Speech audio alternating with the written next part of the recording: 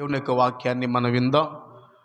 పరిశుద్ధ గ్రంథం అని బైబిల్ యొక్క వచనం రాయబడిన మాటను గమనిస్తే, ఈరోజు మన ధ్యాన నిమిత్తం పరిశుద్ధ గ్రంథమైన బైబిల్లో నుండి ఎస్తేరు గ్రంథం 2వ అధ్యాయం 4వ వచనంలో రాయబడినటువంటి మాట చదివి సహకరించాలని కోరుతున్నాను. బైబిల్ ఉన్న వాళ్ళు, చదవగలిగిన వాళ్ళు ఎస్తేరు గ్రంథము 2వ అధ్యాయము 4వ వచనంలో రాయబడినటువంటి మాట చదవగలిగిన వాళ్ళు చదివి సహకరించాలని కోరుతున్నాను. రాజు ఆ కన్యకలలో దేని యందు ఇష్టపడునో ఆమె వస్తికి ప్రతిగా బదులుగా రాణి అగును. దీని బిడ్డ చదవబడినటువంటి వాక్యం ద్వారా పరిశుద్ధాత్మదేవుడు మనందరితో మాట్లాడునుగాక. జాగ్రత్తగా నా వైపు చూస్తూ వాక్యాన్ని వినడానికి ఆసక్తిని కనపరచండి. పరిశుద్ధాత్మదేవుడు తన ఆలోచన తన వాక్యం ద్వారా మనందరికి బయలుపరచునుగాక. చదవబడినటువంటి వాక్య భాగంలో ఉన్నటువంటి కొన్ని ప్రాముఖ్యమైన మాటలు మనం నేర్చుకోవడానికి పరిశుద్ధాత్మదేవుడు మనకి ఒక మంచి అవకాశం అనుగ్రహించి ఉండక, ఎవరు అనాలోచనతో ఉండక ప్రార్థనాపూర్వకంగా ప్రతి ఒక్కరూ వాక్యాన్ని వినడానికి ఆసక్తిని కనపరుస్తూ ఉంటే మంచిదని ఇష్టపడుతున్నాను. సాధ్యమైతే ప్రభు పాదాల దగ్గర అందరూ బైబిల్ చూడడానికి ప్రయత్నం చేయండి. ఎవరు కూడా సెల్ ఫోన్లు వాడకూడదు, ముందు అయ్యగారు చెప్పారు కనుక దేవుని సన్నిధిలో వాక్యాన్ని వినడానికి ఇష్టపడండి. దేవుడే తన వాక్కు ద్వారా మనందరితో మాట్లాడునుగాక. ఎస్తేరు గ్రంథంలో చరిత్ర మనం ఎన్నో సందర్భాల్లో విన్నాం. ఎస్తేరు గ్రంథంలో అనేకమైన సంగతులు ఇప్పటికే మీ దైవ సేవకులు అనేకమైన సంగతులు మీకు బోధించి ఉండొచ్చు. బట్ అయితే ఈరోజున సందర్భాన్ని బట్టి మీకు కొన్ని విషయాలు జ్ఞాపకం చేయాలని ఇష్టపడుతున్నాను. బైబిల్ చరిత్రలో ఎస్తేరు గ్రంథం చాలా విలువైనది, చాలా శ్రేష్టమైన గ్రంథం. ఎందుకంటే మన ఇండియా పేరు కూడా హిందూ దేశం అనే ప్రస్తావన ఎస్తేరు గ్రంథం 2 సందర్భాలు వ్రాయబడటం మనం చూస్తాం. అటువంటి ఎస్తేరు గ్రంథంలో కొన్ని ప్రాముఖ్యమైన విషయాలు జ్ఞాపకం చేస్తూ అక్కడ చదవబడినటువంటి వాక్య భాగంలో రాయబడిన విషయాన్ని దేని బిడ్డ మనం జ్ఞాపకం చేసుకున్నట్లయితే, మరొక్కసారి ఆ వచన భాగాన్ని ఎస్తేరు గ్రంథము 2వ అధ్యాయము 4వ వచనం రాయబడినటువంటి మాటని మనొక్కసారి జ్ఞాపకం చేసుకుందాం. నేను చదువుతున్నాను, అందరూ చూడాలని జ్ఞాపకం చేస్తున్నా. రాజు ఆ కన్యకలలో దేని యందు ఇష్టపడునో ఆమె వస్తికి బదులుగా రాణి అగును. ఈ మాట రాజునకు అనుకూలమాయను కనుక అతడు అలాగూ జరిగించెను. దేని బిడ్డ చరిత్రలో మనం చదువుకున్నటువంటి విషయాన్ని గమనించినట్లయితే, ఆ దేశం పేరు దేని బిడ్డారా మనం చదువుకున్నటువంటి ఆ దేశంలో దరిదాపుగా రాజు పేరు అహష్వరోజు రాజు అని బైబిల్లో మనం చూస్తాం. ఇంచుమించుగా 127 సంస్థానాలకి అతడు రాజుగా ఉన్నాడు.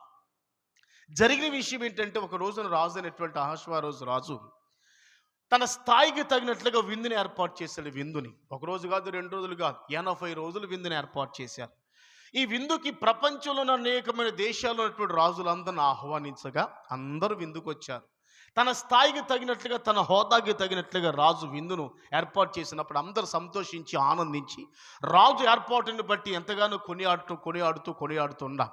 ఇలా సంతోషిస్తున్న సమయంలో వచ్చినటువంటి అధిపతులు, నాయకులు రాజుగారిని ఒక కోరారు. ఏం కోరారంటయ్యా, ఈ శుభ సందర్భంలో మీరెంతో ఘనంగా, గంభీరంగా, అద్భుతంగా, వైభవంగా ఈ కార్యక్రమాలు, ఆ యొక్క విందు కార్యక్రమం ఏర్పాటు చేస్తూ వచ్చారు. అయితే ఈ సమయంలో రాణిగారిని కూడా ఒకసారి మేము చూడాలనుకుంటున్నాం. రాణిగారి యొక్క సౌందర్యాన్ని మేము చూడాలనుకుంటున్నాం. ఒక్కసారి సభలోకి రాణిగారిని ఆహ్వానిస్తే బాగుంటుందని చెప్పి దీన్ని వచ్చినటువంటి నాయకులందరూ అడిగినప్పుడు, దాన్ని ఏముందని చెప్పి రాజుగారు తప్పనిసరిగా నా భార్య రప్పిస్తానని చెప్పి కబురు పెట్టడం జరిగింది. దేని బిడ్డారా, మీకు తెలుసు కనుక చేస్తే జ్ఞాపకం చేస్తున్నాను అంతే. స్తోత్రం చెప్తారా? అలా కబురు పెట్టడం జరిగినప్పుడు సేమ్ టైం అదే సమయంలో రాణిగారు కూడా విందు తయారు చేసుకుంటూ తన చెలికెత్తెలతో కూడా.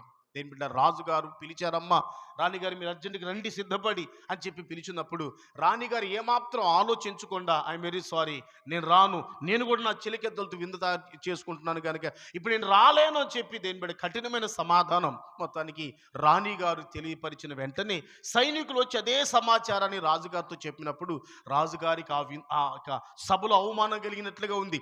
రాజుగారికి మాత్రమే కాదు, వచ్చిన వాళ్ళందరికీ అవమానకరం కలిగినట్లుగా అనుభవించి దేని బిడ్డ అనిపించి ఇప్పుడు ఒక అద్భుతమైన పెద్దలందరూ ఒక నిర్ణయం తీసుకున్నారు. ఏమని?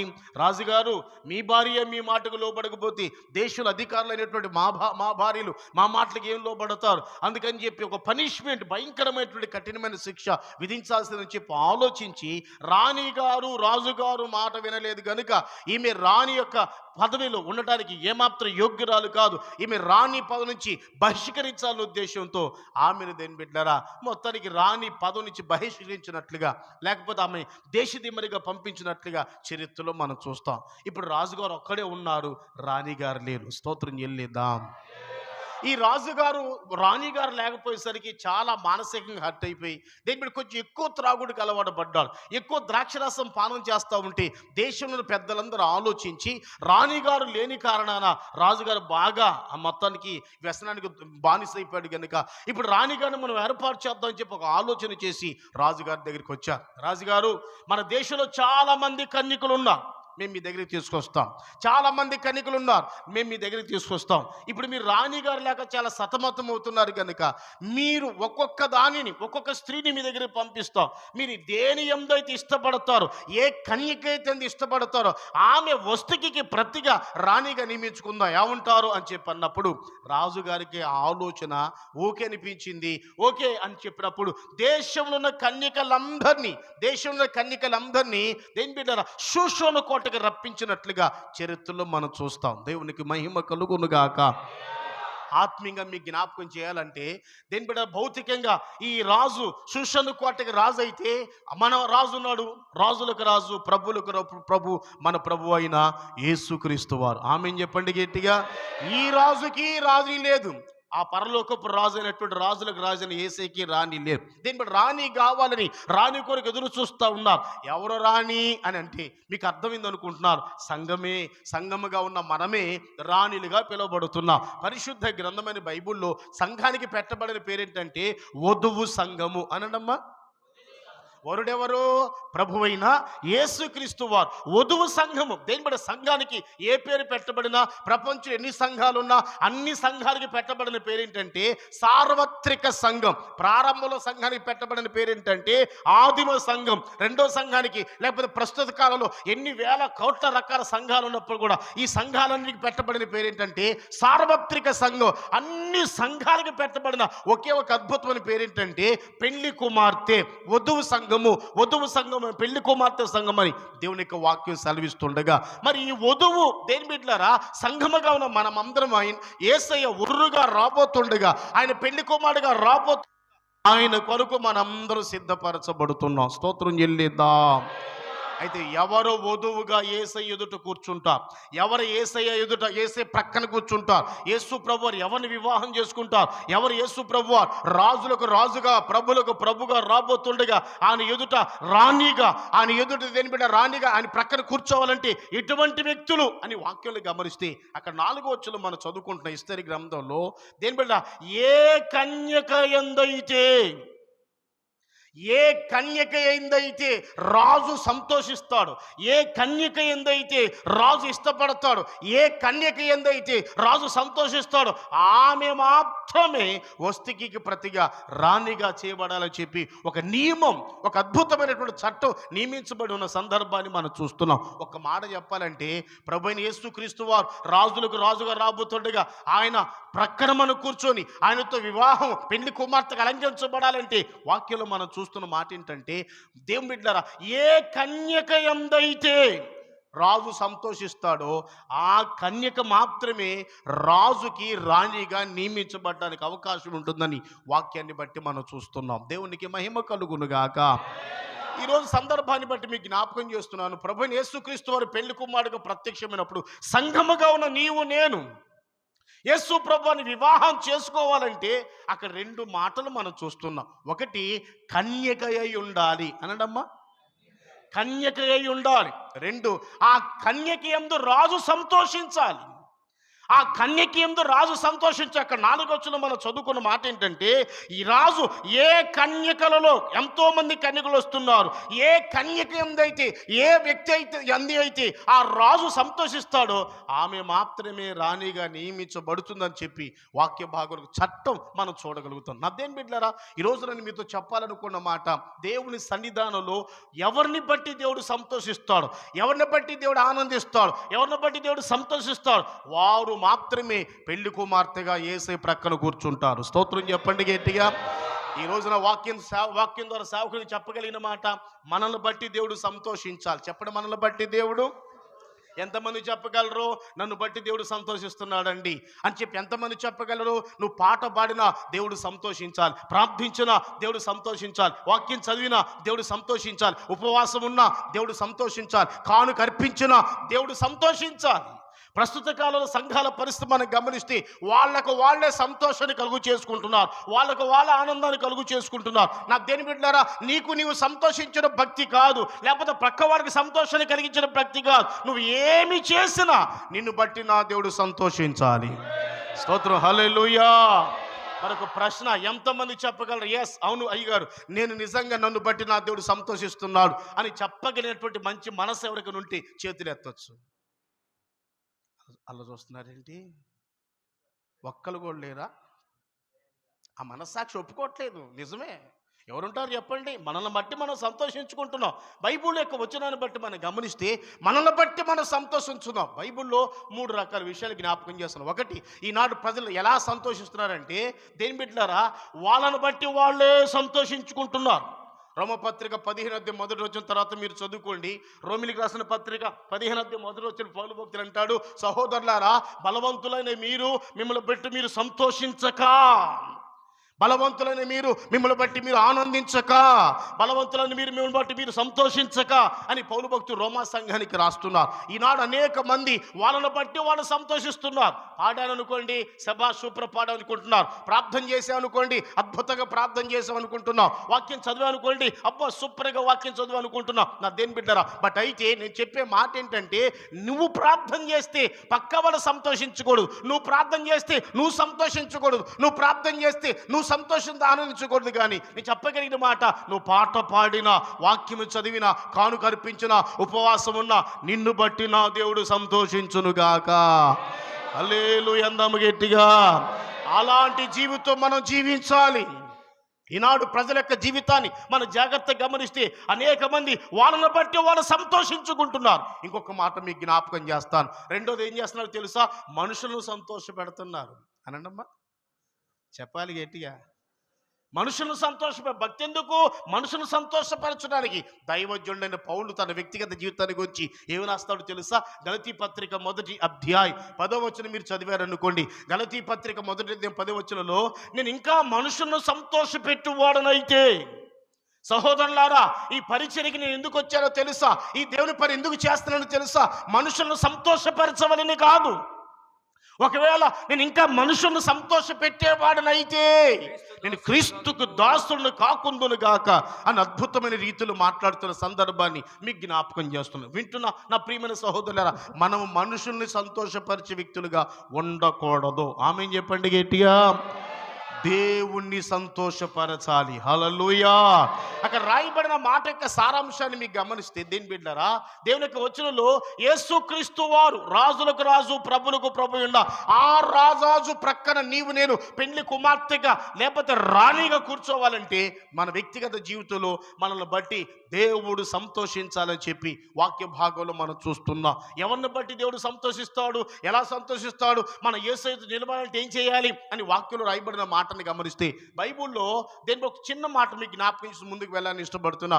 మనము కన్యకలమై ఉండాలి. అనండమ్మా, కొంచెం గట్టిగా చెప్పాలి. కన్యక అనే మాటకు అర్థమైన తర్వాత మీతో చెప్తాను. పరిశుద్ధ గ్రంథం అనే బైబిల్ యొక్క వచనంలో మనం కన్యకలమై ఉండాలి అని వాక్యాన్ని బట్టి మీకు జ్ఞాపకం చేస్తున్నాం. కన్యక అని ఎవరినంటారు చెప్పండి, చెప్పాలి. కన్యకని ఎవరినంటారు? మీరు కుర్చీని ఈ వైపుకి వేసుకుంటూ బాగుంటుంది, మాట ఇలా తిరగాలనిపిస్తుంది. ఇప్పుడు వద్దులే, తర్వాత ఈసారి మీటింగ్లో ఓకే. ఆ కన్యకని ఎవరినంటారు? పెళ్లి కాని వాళ్ళని కాదు. చాలామంది ఏమంటారంటే పెళ్లి కావాలని కన్యకలు అంటారు. నిజమా? పెళ్ళి కావాలంటే ఇప్పుడు అన్నీ జరిగిపోతుంటాయి. దాని అర్థం ఏంటంటే కన్యకంటే సేవకులు చెప్పారు, ఏ పురుషునితో ఎటువంటి సంబంధం లేని వాళ్ళు. స్తోత్రం చెప్పండి గట్టిగా. ఏ పురుషుని టచ్ అయిన వాళ్ళు, ఏ పురుషులతో సంబంధం లేనివారు, ఏ చిన్న పాపము లేనివారు, ఏ అపవిత్రత లేనివారు, వాళ్ళని కన్యక అని పరిశుద్ధ గ్రంథం అని బైబిల్ సెలవిస్తుంది. దేని బిడ్డరా, ప్రభు యొక్క రాకడలో ఎత్తబడాలంటే యేసుక్రీస్తు వారి ఎదుట ఆయన ప్రక్కనకి వచ్చిన పెళ్లి కుమార్తెగా, యేసుక్రీస్తు వారి ప్రక్కన ఆయన పెళ్లి కుమారుడు ఉండగా మనం పెళ్లి కుమార్తెగా ఆయన ఎదురు ఉండాలంటే మన కన్యకలమై ఉండాలి. దేవునికి మహిమ కలుగునుగాక. దేని బట్టి ఒక్కొక్క విషయాన్ని మీకు జ్ఞాపకం చేస్తే, అసలు కన్యకలు ఎవరు అనగా సంపూర్ణ కన్యత్వం మనకు కావాలి. యేసు ప్రభువు సంపూర్ణ పురుషుడు. పరిశుద్ధ గ్రంథమైన బైబిల్లో ఎఫెసీ పత్రిక 4వ అధ్యాయం దీని బిడ్డలారా 11వ వచనం మీరు చదువుకున్నట్లయితే, ఆయన సంపూర్ణ పురుషుడు గనుక మనము కూడా సంపూర్ణ పురుషుల మగు వరకు అని పౌలు భక్తుడు అంటాడు. పౌలు భక్తుడు సంఘానికి రాస్తూ, యేసు ప్రభువు సంపూర్ణమైన పురుషుడు గనుక నీవు నేను మనందరం కూడా సంపూర్ణమైన పురుషుల మగు వరకు ఆయనలో సంపూర్ణత నీకు నాకు కలగాలని, ఆయన ఎటువంటి సంపూర్ణుడో అటువంటి సంపూర్ణమైన స్త్రీగా సంఘముగా మనం మార్చబడవాలని పరిశుద్ధాత్మదుడు కోరుకుంటుండగా, అసలు ఎవరు సంపూర్ణమైన స్త్రీలు? అసలు దేని బిడ్డలా కన్యక అనే మాటకు అర్థం ఏమి రాయబడింది? ఎవరిని గురించి కన్యకలని పిలువబడుతుందని చెప్పి వాక్య భాగంలో రాయబడిన మాటను గమనిస్తే, ఆధ్యాత్మికమైన కోణంలో మీరు జ్ఞాపకం చేసుకోవాలని ఇష్టపడుతున్నా. పరిశుద్ధ గ్రంథమైన బైబిల్లో 62వ కీర్తనల గ్రంథం 5వ వచనంలో వ్రాయబడినటువంటి మాటను మనం చదువుకున్నట్లయితే, బైబిల్ ఉన్న వాళ్ళందరూ చూడాలని జ్ఞాపకం చేసుకున్నాం. కీర్తనకారుడు చక్కగా యెషయా గ్రంథం రండి. యెషయా గ్రంథం 62వ అధ్యాయం 5వ వచనం రాయబడినటువంటి విషయాన్ని మీకు జ్ఞాపకం చేయాలని ఇష్టపడుతున్నాను. యెషయా గ్రంథం 62వ అధ్యాయం 5వ వచనం చదువుతారా?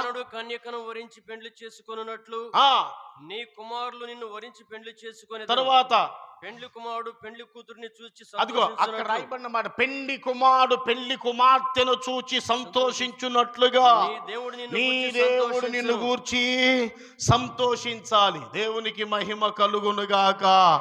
కన్యకలు వరుణ్ణి చూసి సంతోషించున్నట్లుగా, కన్యకలు వరుణ్ణి చూసి సంతోషించున్నట్లుగా, వరుడు కన్యకను చూసి సంతోషించున్నట్లుగా పరిశుద్ధ గ్రంథమైన బైబిల్లో అక్కడ పెళ్లి కుమార్తెను గురించి, పెళ్లి కుమారుని గురించి రాస్తున్నటువంటి సందర్భాన్ని మనం జ్ఞాపకం చేస్తున్నాం. పెళ్లి కుమారుడు మన ప్రభువైన యేసుక్రీస్తు వారనగా, దేని బిడ్డలారా పెళ్లి కుమార్తె సంఘముగా ఉన్న నీవు నేనే బైబిల్ యొక్క వచనంలో ఎప్పుడు యేసు ప్రభు వారి ఎదురు కూర్చుంటాం, ఎప్పుడు యేసు ప్రభు వారికి పెళ్లి కుమార్తెగా అలంకరించబడి యేసు దగ్గర కూర్చుంటామని చెప్పి దేవుని వాక్యాలు రాయబడిన మాటలు గమనిస్తే, సంపూర్ణ కన్యకలుగా మనం మార్చబడినప్పుడు, స్తోత్రం, ఎప్పుడు మనం కన్యకలుగా మార్చబడతాం అని వాక్యాన్ని గమనిస్తే అక్కడ రాయబడిన మాట, పెళ్లి కుమారుడు పెళ్లి కుమార్తెను చూచి సంతోషించు రీతిగా, పెళ్లి కుమారుడు పెళ్లి కుమార్తెను చూసి సంతోషించు రీతిగా. నేను ప్రారంభంలో చెప్తానే ఉన్నా, నిన్ను బట్టి నన్ను బట్టి మన దేవుడు సంతోషించాలి. సంతోషం ఎప్పుడు వస్తుంది? ఇష్టం కలిగినప్పుడు వస్తుంది. సంతోషం ఎప్పుడు వస్తుంది? ఇష్టం కలిగినప్పుడు. ఒక కార్యక్రమాన్ని చూసి దేని బట్టి ఇష్టపడినప్పుడు ఆటోమేటిక్గా సంతోషం వస్తుంది. ఒక వ్యక్తిని గురించి ఇష్టపడినప్పుడు ఆటోమేటిక్గా సంతోషం కలుగుతుంది. అయితే పరిశుద్ధ గ్రంథమైన బైబిల్ యొక్క వచనంలో ఒక మాట చెప్పాలంటే, మనందరము ప్రభువైన యేసుక్రీస్తు వారు పెళ్లి కుమార్తెగా ప్రత్యక్షమవుతున్నప్పుడు, ఆయన ఎదుట పెళ్లి కుమార్తెగా కూర్చోవాలంటే నిన్ను చూచిన వెంటనే నా దేవునికి ఇష్టము కలగాలి. స్తోత్రా. నిన్ను చూచిన వెంటనే నా దేవునికి ఇష్టం కలగాలి. మనం చూసి మనం ఇష్టపడటం కాదు. కొంతమంది మెంటాలిటీ ఎలా ఉంటుందంటే, అద్దం ముందుకు వెళ్ళిపోయి వాళ్ళ మొహన్ వాళ్ళు చూసుకొని వాళ్ళే పొగుడుకుంటుంటారు. ఏమని, అబ్బా ఎంత బాగుంది, నీ ముక్కు ఎంత బాగుందిరా, నీ మొహం ఎంత బాగుందిరా. ఎవరు వాళ్ళే, పక్కోళ్ళు కాదు సుమా. పక్కోళ్ళకి ఇంకొక రకం కనిపించినా వాళ్ళలో పొగుడుకుంటుంటారు. అయితే బైబిల్ చెప్తున్నటువంటి మాట ఏంటంటే, నిన్ను చూచినప్పుడు, నన్ను నా దేవుడు చూచినప్పుడు, మనం యేసు ఎదుట నిలబడినప్పుడు ఆయన మనల్ని చూసి సంతోషించాలి, ఆయన మనం చూసి ఇష్టపడాలి. దేవునికి స్తోత్రం కలుగునుగాక. చెప్పండి హల్లెలూయా. ఒకే ఒక మాట, ఉపవాసకుడికి ఎందుకో తెలుసా? మన జీవితంలో దేవునికి ఇష్టంగా మనం మారడానికి. ఆమేనండి. ఉపవాసకుడికి ఎందుకొరకు? దేవునికి ఇష్టంగా మారాలి. దేని బిడ్డలారా, మనకి దేవునికి ఆయాసకరమైన ప్రతి అనుభవాలు, ఆయాసకరమైన ప్రతి ప్రవర్తన, ప్రతి అనుభవం విడిచిపెట్టబడి దేవునికి వాక్యానుసారంగా మన మనసును మార్చుకొని దేవునికి ఇష్టంగా మారాలన్న ఉద్దేశంతో పరిశుద్ధాత్మ దేవుడి కొడుకుని ఏర్పాటు చేశారు. పరిశుద్ధ గ్రంథమైన బైబిల్లో ఒకే ఒక మాట జ్ఞాపకం చేస్తున్నాను. మనము ఆయన కనిపించిన వెంటనే, లేక ఆయన మనల్ని చూసిన వెంటనే, మనం చూసిన వెంటనే ఏం కలగాలి? ఆయనకి ఇష్టం. చెప్పండి గట్టిగా. ఎప్పుడు కలుగుద్ది యేసుకి ఇష్టము? అసలు యేసుకి ఇష్టపడే విషయాలు ఏమైనా బైబిల్ ఉన్నాయా? చాలా సంగతులు ఉన్నాయి. త్వరగా మీకు జ్ఞాపకం చేస్తాను. ఎప్పుడు యేసుకి ఇష్టపడతాడు తెలుసా?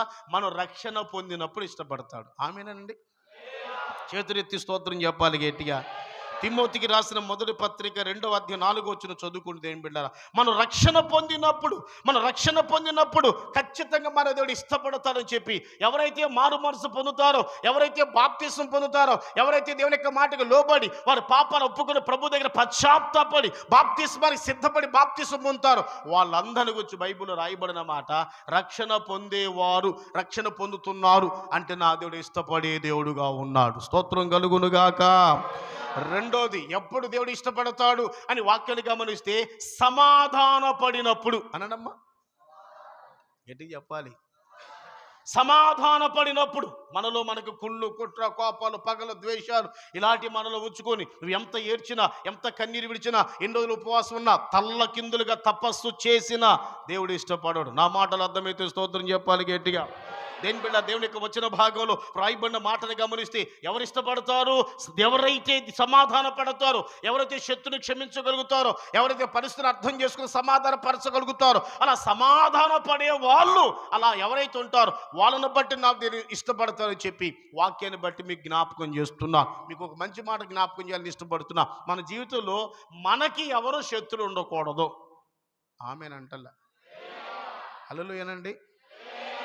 మళ్ళా చెప్తున్నా, మనకి శత్రులు ఎవ్వరు, ఒకవేళ మనల్ని ఎవరైనా శత్రులుగా భావించుకుంటే వాళ్ళ ఇష్టం, వాళ్ళ కర్మ, మనం చేసేది ఏమి లేదు, యేసు రక్తం చేయం. మన వైపు నుండి ఎవ్వరూ మనకు శత్రులు ఉండకూడదు. యేసు ప్రభువు ఎంత ఘోర పాపినైన ప్రేమతో, సౌండ్ రావట్లేదుగా, మీరు అలాంటి మనసు లేదనుకుంటాను. మీకు క్షమించే మనసు ఉన్న వాళ్ళందరూ హల్లెలూయా చెప్పండి. అసలు వాక్య ప్రకారం క్షమించాలా వద్దా? మాట్లాడాలి. కొట్టుకోవాలా, తిట్టుకోవాలా, మాట్లాడాలి. రోడ్డు మీదకి లాక్కోవాలా, కొంపలు పాడు చేసుకోకూడదు కదా. ఏం చేయాలి చెప్పండి అమ్మా? క్షమించాలి. చెప్పండి తల్లులు. ప్రతి వ్యక్తి జీవితంలో ఏదో చిన్న పొరపాట్లు జరుగుతాయి. పొరపాట్లు జరగని వాళ్ళు ఎవ్వరు లేరు, పొరపాటు చేయని వాళ్ళు ఎవరు లేరు. మీరు ఎవరైనా నేను ఏ తప్పు చేయలేదండి పట్టగన్న వాళ్ళు చేతులు ఎత్తండి, ఒక దండేసి పంపించేస్తాను. దండ అలా చూస్తారండి మీరు? చెప్పండి. ఏదో భక్తులాగా ఇక్కడ కూకొని ఏం తెలియని అమ్మాయికుల్లా కూర్చున్నా, ఇప్పుడు వచ్చి ప్రార్థన కాబట్టి అది ఇంటి దగ్గర ఉంటే సింగు ముడేసి కడప రెడ్డమ్మలాగా తయారైపోతాం మనందరం. అదేని బిడ్డ, బైబిల్కి వచనంలో రాయబడినటువంటి విషయాన్ని మనం గమనించినట్లయితే సమాధాన పడే వాళ్ళను బట్టి ప్రభు సంతోషిస్తాడు. దేవునికి మహిమ కలుగునుగాక.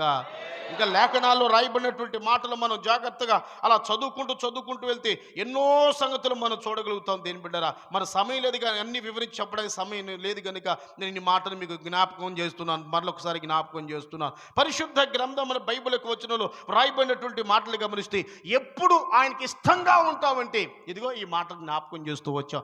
ఎప్పుడైతే మనం ఆ రీతిగా రక్షణ పొంది ఇష్టపడి దేని బిడ్డారా ప్రభు పాదాల దగ్గర సమాధాన పడే వ్యక్తులుగా ఉంటామో, అలాంటి మన మంచి మనస్సాక్షిని బట్టి నా దేవుడు మనల్ని బట్టి సంతోషిస్తాడు. స్తోత్రం కలుగునుగాక. దేవునికి మహిమ కలుగునుగాక. మూడోది, ఎవరంటే ఆయన ఇష్టపడతారు అని వాక్యాన్ని గమనిస్తే ఆయన చిత్తం నెరవేర్చే వాళ్ళంటే దేవునికి ఇష్టం. చెప్పండి, ఆయన చిత్తము నెరవేర్చే వాళ్ళుగా ఉండాలి. దేని బిడ్డలారా, ఈనాడు ప్రతి వ్యక్తి జీవితాన్ని మనం ఒక్కసారి ఆలోచించి ప్రారంభించినట్లయితే మన జీవితంలో దేవుని చిత్తం జరుగుతుందా?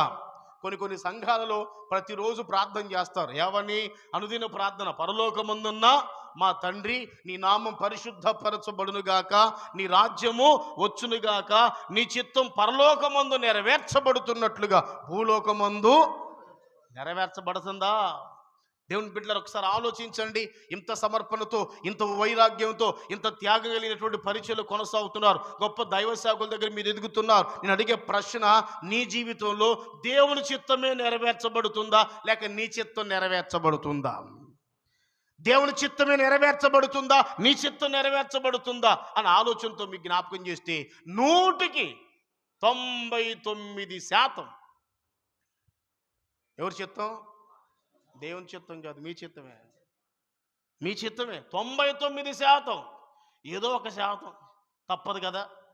బైబిల్ వాక్యానికి లోబడి దేవుడు చూస్తున్న ఉద్దేశంతో 1% దేని బిడ్డారా దేవుని చిత్తానికి మనం లోబడుతున్నాం కాదు. బైబిల్ యొక్క చరిత్రలో రాయబడిన మాటను గమనిస్తే సాధ్యమైనంత వరకు అన్ని విషయాలలో దేనిని విడిచిపెట్టి, దేనిని త్యాగం చేసుకొని, ఎంత కష్టమైన, ఎంత నష్టమైన, ఏది మిస్ అయిపోయినా ప్రభు పాదాల దగ్గర ఆయన చిత్తం చేయుటకు నీ జీవితం లోపరుచుకుందువుగాక. చేతులెత్తి స్తోత్రం చెల్లిద్దాం. యేసు ప్రభు వారి జీవితాన్ని మనం గమనిస్తే 33.5 సంవత్సరాలు ఈ లోకంలో జీవించి దేని బిడ్డ ఎప్పుడూ తన సొంత చిత్తం కొంచెం కూడా ఒక చిన్న విషయం కూడా చేయలేదు. ఆయన మాట దేవుని పంపింది, ఆయన చేసే కార్యాలు దేవుని కార్యాలే. ఒక మాట చెప్పాలంటే చిట్ట చివరి సిలువలో ఆయన అప్పగించబడుతున్నప్పుడు ఆయన పొందబోతున్న శ్రమలను గురించి శరీరంతో ఉన్నాడు కనుక ఆ శ్రమలను ముందుగానే గుర్తించి యేసయ్య ఆ శరీరంతో భరించలేక తండ్రి దగ్గర ఒక మాట అన్నాడు, అయ్యా నీకు ఇష్టమైతే ఈ గిన్నె నా యొద్ద నుండి తొలగించయ్యా అన్నాడు. తొలగించకూడదు, తొలగించాల్సిందే అనల్లా. అయినను నీ చిత్తమే, అయినను నీకు ఎలా అంటే అలా చేయి ప్రభువా. బైబిల్లో ఎవరు రాయబడిందంటే యేసు ప్రభు అని గురించి యెషయా గ్రంథం 53:10 మీరు చదువుకున్నారనుకోండి. యెషయా గ్రంథం 53:10 ఎవరు రాయబడిందంటే ప్రభు అయిన యేసుక్రీస్తు వారిని దేని బిడ్డ నలగగొట్టుటకు యేసు ప్రభువుని చితక్కొట్టుటకు నలగొట్టుటకు తండ్రి అనే దేవుడు ఇష్టపడ్డాడు కనుక దేని బిడ్డ భయంకరమైన శ్రమ శరీరంతో ఉన్నటువంటి ఆ శ్రమ అనుభవించలేక ముందుగానే ఊహించిన దేవుడు నీకు ఇష్టమైతే ఈ గిన్నెను ఐదును తొలగించనయ్యా అని యేసు ప్రభు వారు ప్రభు ప్రార్థన దగ్గర ప్రార్థన అయినను నా చిత్తం కాదు నీ చిత్తమే. హల్లెలూయానండి. ఎంతమంది చెప్పగలరు భక్తులారా? చాలామంది మీరు కూడా రావడం చాలా సంతోషదాయకం. నేను అడిగే ప్రశ్న ఏంటంటే నిన్ను బట్టి దేవుడు సంతోషిస్తున్నాడా?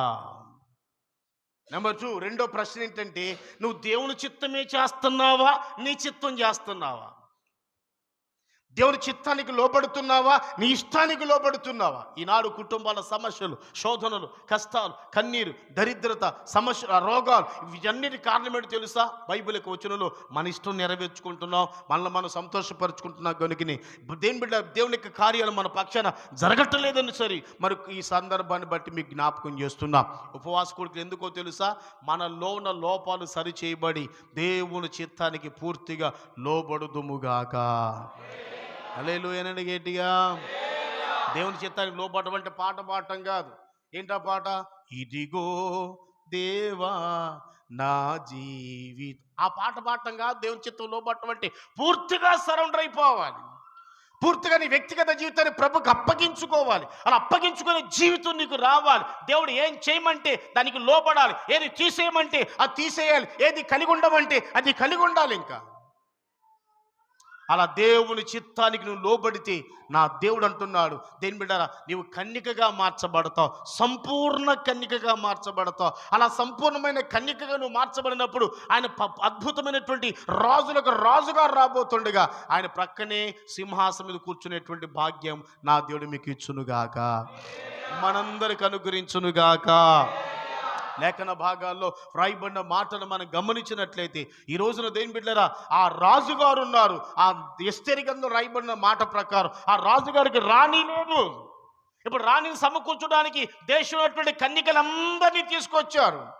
దేని ఎందైతే రాజు సంతోషిస్తాడో, ఏ కన్యకను బట్టి రాజు సంతోషిస్తాడో ఆమె వస్తీకి ప్రతిగా రాణిగా నియమించబడుతుందని చెప్పబడిన మాట ప్రకారం అలాగ అందరూ వస్తూ ఉన్నారు, అందరూ వచ్చేసి వెళ్ళిపోయారు. కానీ ఎస్తేరు వచ్చింది. దేని బిడ్డారా ఎస్తేరు వచ్చి ఏం చేసింది తెలుసా? బైబుల్లో ఆమెను చూసిన వెంటనే 2వ అధ్యాయం 17వ వచనం మీరు చదువుకున్నట్లయితే ఆ సభలో రాజు ఎస్తేరును చూసినప్పుడు, ఎస్తేరు రాజు చూసినప్పుడు, ఆ సభలో ఉన్న వారందరూ ఎస్తేరును చూసినప్పుడు స్త్రీలందరికంటే రాజు ఎస్తేరుని ఎక్కువగా ప్రేమించారు. కన్యకలందరికంటే ఆమె అతని వలన దయాదాక్షిణ్యం పొందింది గనుక వస్తుకి ప్రతిగా రాణిగా నియమించబడి రాజ్యం యొక్క కిరీటం ఆమె తల మీద ఉంచబడినట్లుగా దేవుని యొక్క వాక్య భాగంలో మనం చూస్తున్నాం. దీని అంతటి కారణం ఏంటంటే ఆమె కన్యకగా దేని బిడ్డారా దేవుని చూచిన వెంటనే అలా సంతోషించే అనుభవం కలిగి ఉంది గనుక స్తోత్రం కలుగునుగాక. దేవుడు చూసిన వెంటనే ఆ రాజు చూసిన వెంటనే అక్కడ రాయబడిన మాట 17 వచ్చిన చదువుకోండి. స్త్రీలందరికంటే, తర్వాత మీరందరూ జాగ్రత్తగా గమనించాలి, అందరినీ ప్రేమించింది. ఎస్తేరు గ్రంథం 2:17 రాయబడిన మాట. స్త్రీలందరికంటే రాజు ఎస్తేరుని ఎక్కువగా ప్రేమించాను. కన్యకలందరికంటే ఆమె మీదనే దయ, ఆమె మీదనే ఇష్టం, ఆమె మీదనే ప్రేమ, ఆమె మీదనే ఆప్యాయత పెరిగి పొంగినట్లుగా వాక్యంలో మనం చూస్తున్నాం. నీ జీవితం నా జీవితం ఎలా ఉండాలంటే రాజు మనల్ని చూచిన వెంటనే ఇష్టము పుట్టాలి. స్తోత్రా, సంతోషించాలి. హల్లెలూయా. ఎవరు సంపూర్ణ కన్యకులనగా లేఖన భాగాల్లో రాయబడిన మాటను బట్టి గమనిస్తే దేని బిడ్డ, దేవునికి ఇష్టమైన వాళ్ళు, దేవునికి సంతోషాన్ని కలిగించే వాళ్ళు, దేవునికి ఇష్టమైన వాళ్ళు, దేవునికి సంతోషాన్ని కలిగించే వాళ్ళు మాత్రమే సంపూర్ణమైన కన్యత్వం కలిగిన వ్యక్తులు అని వాక్యాన్ని మీకు జ్ఞాపకం చేస్తున్నాను. స్తోత్రం కలుగునుగాక. రెండో విషయం రాయబడినటువంటి మాటలు మనం గమనించినట్లయితే ఎవరు దేని బిడ్డలారా కన్యకులు అని వాక్యాన్ని గమనించినట్లయితే నేను ప్రారంభంలో చెప్పాను, దేవుని యొక్క వచనాన్ని బట్టి పరిశుద్ధమైన జీవితం కలిగిన వాళ్ళు. ఆమేనండి గట్టిగా. ఆదికాండం 24వ అధ్యాయంలో మనం చదువుకున్నట్లయితే దేని బిడ్డలారా రిబ్కాని బట్టి రాయబడిన మాట 16వ వచనం చదువుకోండి. ఆమె ఆ చిన్నది మిక్కిలి చక్కనిది, ఆమె ఏమండి కన్యక. ఆ చిన్నది మిక్కిలి చక్కనిది, ఆమె కన్యక. ఆ కింద వాడు ఏం రాయబడిందంటే ఏ పురుషుణ్ణి కోడలేదు, ఏ పురుషుని సంబంధము లేదు. దేని బిడ్డరా కన్యత్వం అంటే ప్రారంభంలో చెప్పాను మీ దేవునికి వచ్చిన రాయబడిన విషయం పరిశుద్ధమైన జీవితం. అనండి గట్టిగా, పవిత్రమైన జీవితం. ఎందుకంటే మనం ఆరాధన చేస్తున్న దేవుడు పరిశుద్ధుడు, పవిత్రుడు కనుక నీవు నేను కూడా యేసుక్రీస్తు ప్రభువు ప్రక్కన కూర్చోవాలంటే మన వ్యక్తిగత జీవితంలో ప్రాణాత్మ శరీరాలు పరిశుద్ధంగా పవిత్రంగా ఏ మచ్చ డాగు ముడత కలంకులని ఒక పవిత్రమైన పరిశుద్ధమైన జీవితం జీవించాలి. మరలా జ్ఞాపకం చేస్తున్నాను, ఈ సంవత్సరాంతపు ఉపవాస కూడికలు ఎందుకంటే మన జీవితాలు శుద్ధి చేసుకోవడానికి. హల్లెలూయా గట్టిగా. ఏ చిన్న మచ్చ మనలో లేకుండా, ఏ చిన్న తప్పు మనలో లేకుండా, ఏ చిన్న పొరపాటు మనలో లేకుండా దేని బిడ్డరా మన వ్యక్తిగత జీవితంలో లోపాలను సరిచేయబడి క్రొత్త సంవత్సరం అడుగు పెడుతున్నాం కనుక ఒక నూతనమైన వ్యక్తిగా నూతనమైనటువంటి తీర్మానాలతో నూతనమైనటువంటి జీవితం జీవిస్తూ ఆ క్రొత్త సంవత్సరం అడుగు పెట్టడం ప్రారంభిస్తే ఏ వాగ్దానం అయితే నువ్వు దేవుడు నీకు ఇవ్వబోతున్నాడో సంపూర్ణంగా నీ పక్షాన్ని నెరవేర్చబడుతుంది. అద్భుతమైన కార్యాలు ప్రభు వాగ్దానం ద్వారా జరిగించబోతున్నాడు కనుక ఈ రోజున దేని బిడ్డ ప్రభు పాదాల దగ్గర పశ్చాత్తాపడి మన వ్యక్తిగత జీవితంలో లోపాలను సరిచేయబడి పరిశుద్ధులుగా కన్యత్వము కలిగి కన్యకలుగా అనగా ఏ అపవిత్రత లేని వారముగా పరిశుద్ధమైన జీవితం జీవించే వ్యక్తులుగా మనం ఉన్నప్పుడు యేసయ్య ప్రక్కన కూర్చొని యేసుతో యుగ యుగాలు ఆనందించి ఆయనకి పెండ్లి కుమార్తెగా దేని బిడ్డ ఆయన ప్రక్కన కూర్చున్నటువంటి అవకాశం దేవుడు మనకిస్తాడని ఈ సందర్భాన్ని బట్టి మీకు జ్ఞాపకం చేస్తున్నాను. కనుక మన జీవితంలో అపవిత్రత అంతా తొలగిపోవాలి. ఆమేన్, హల్లెలూయా. ఒక వ్యక్తి జీవితం లోపలికి బాగా వినాలి, ఒక వ్యక్తి జీవితంలోకి పాపం లోపలికి ఎలా ప్రవేశిస్తుంది?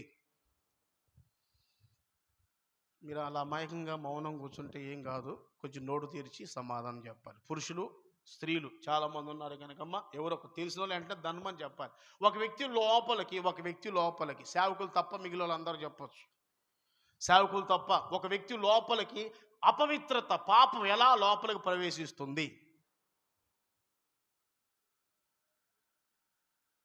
అయ్యగారు అలా చూస్తారేంటి మీరు? పెద్దగా చెప్పలేరా? చెప్పండి మరి. అయ్యా నేను వాక్యం చెప్పడం లేదు స్వామి, అసలు పాపం లోపలికి ఎలా ప్రవేశిస్తుందని అడుగుతున్నాను. ఏమండి? తర్వాత ఒకటి మాట్లాడండి. ఏదేదో చెప్తున్నాను మొత్తానికి మీరు. నేను చెప్తాను వినండి. అయితే మీరు అలా చూస్తుంటే నాకు అర్థమైపోయింది మీరు ఏదో రకంగా ఆలోచిస్తున్నారని. దేవుడు కృపనిచ్చునుగాక. ఏది చేతి తొందరహలలో చెప్పండి గట్టిగా. ఒక వ్యక్తి లోపలికి అపవిత్రత ఎలాగ ప్రవేశిస్తుందనగా 3 విధాలుగా అనండి, చెప్పాలి గట్టిగా. నెంబర్ 1 చూపు ద్వారా, చెప్పండి చూపు ద్వారా. నెంబర్ 2 మాట ద్వారా. నెంబర్ 3 ఆలోచన తలంపుల ద్వారా. మన విశ్వాస జీవితంలో దేని బిడ్డారా చూచిన వెంటనే మనసులో ప్రారంభమవుతుంది ఆకర్షణ, ఆ అద్భుతమైనటువంటి ఆలోచన ప్రారంభమవుతుంది. దేని బిడ్డారా మన వ్యక్తిగత జీవితంలో ఒక వ్యక్తి పరిశుద్ధుడుగా పవిత్రుడుగా ఉండాలి అంటే ఈ 3ని కంట్రోల్లో ఉంచుకునేవాడు పరిశుద్ధుడు. స్తోత్రం చెప్పాలి గట్టిగా. అందులో ఏ డౌట్ లేదు, గమనించాలి. మాట ద్వారా, చూపు ద్వారా, ఆలోచన ద్వారా. ఒక వ్యక్తి లోపలికి పాపం ప్రవేశించడానికి మూడు విషయాలు. మన చూపు. అందుకే యేసుక్రీస్తు ప్రభువు ఈ లోకంలో ఇప్పుడు ఒక మాట చెప్పారు. మత్తయి సువార్త 6వ అధ్యాయం 22వ వచనం మీరు తర్వాత చదువుకోండి. మత్తయి శుభవార్త 6:22 ఏం రాయబడిందంటే, మీ దేహమునకు కన్ను దీపం, మీ దేహానికి మీ కన్ను దీపం. కనుక మీ కన్ను తేటగా ఉంటే మీ దేహమంతా వెలుగుమయముగా ఉంటుంది. మీ కన్ను చెడిపోతే మీ దేహమంతా చీకటమయమైపోతుంది, మీ దేహమంతా పాడైపోతుంది అని ప్రభువైన యేసుక్రీస్తు వారు తెలియపరిచిన మాటను మీకు జ్ఞాపకం చేస్తున్నాను. కనుక భక్తులారా, విశ్వాసులారా జ్ఞాపకం చేస్తున్నాను, మన కంటిని మనం జాగ్రత్తగా మన చూపుని కాపాడుకొందుముగాక. చేతులెత్తి స్తోత్రం చెల్లిద్దాం. ఎలా కాపాడుకోవాలి? ఒక తీర్మానంతో. యోబు గ్రంథం 31వ అధ్యాయం మొదటి వచ్చి మీరు తర్వాత చదువుకోండి. యోబు గ్రంథం 31వ అధ్యాయం మొదటి వచ్చి ఏమంటాడు తెలుసా? యోబు, నేను నా కన్నులతో నిబంధన చేసుకొనుతున్నాను. ఎంత వైరాగ్యం, ఎంత మంట, ఎంత అద్భుతమైనటువంటి మాట మీరు ఒకసారి ఆలోచించాలి. యోబు గ్రంథం 31వ అధ్యాయం మొదటి వచ్చి అంటాడు యోబు భక్తుడు, నేను నా కన్నులతో నిబంధన చేసుకున్నాను, పరస్త్రీని ఎలా చూడగలను? వావ్! ఒకవేళ మనుషులను మాయ చేసి తప్పుగా పరస్త్రీని తప్పుగా చూసినట్లయితే నా భార్య వేరొకని కౌగిటిలో ఉండునుగాక. ఎంత తీర్మానం, ఎంత వైరాగ్యం, ఎంత మంట కలిగినటువంటి సమర్పణతో, త్యాగంతో వాళ్ళు దేవుని కొరకు త్యాగం చేసుకునే తీర్మానంతో ఒకసారి ఆలోచించాలి. స్తోత్రం చెప్దామా? చేతులెత్తి హల్లెలూయా. మన కళ్ళతో నిబంధన చేసుకోవాలి మనం. యోబు అంటాడు, నేను కళ్ళతో నిబంధన చేసుకున్నాను. అంతవరకు బాగానే. తర్వాత అంటాడు, పరస్త్రీని ఎలా చూడగలను? ఒకవేళ తప్పుగా పరస్త్రీని తప్పుగా చూస్తే తనను తాను శపించుకుంటున్నాడు, తన భార్యని కూడా శపిస్తున్నాడు. ఒకవేళ పరస్త్రీని తప్పుగా చూస్తే నా భార్య వేడొకని కౌగిటిలో ఉండునుగాక. ఎంత అద్భుతమైనటువంటి తీర్మానం, ఒకసారి మీరు ఆలోచించాలి. అనేక మంది భక్తులు పాడైపోయారు. కారణం నేత్రాశ. చెప్పండి, దేని ద్వారా? నేత్రాశ. శాంసను బలవంతుడే, అద్భుతమైన శక్తి కలిగిన వాడే, అద్భుతమైన అభిషేకం కలిగిన వాడే. దేని బిడ్డరా 300 నక్కలు పట్టుకున్నాడు. ఒక చిన్న దవడెముకతో 1000 మందిని చంపిన పరాక్రమశాలి, యుద్ధవీరుడు, సూర్యుడు. అటువంటి అద్భుతమైనటువంటి ఒక శాంసను గురించి ఒక భక్తుడు, ఒక వక్త అన్నాడు, 1000 ఏనుగులు బలం కలిగిన వాడంట. ఎన్ని ఏనుగులు? కుక్క సాగు వచ్చాడు. 1000 ఏనుగులు బలం కలిగిన వాడు ఎంత దారుణమైన సాగు వచ్చాడు ఒకసారి మీరు ఆలోచించాలి. నా దేని బిడ్డలు ఒకసారి ఆలోచించాలి. ఎందుకు?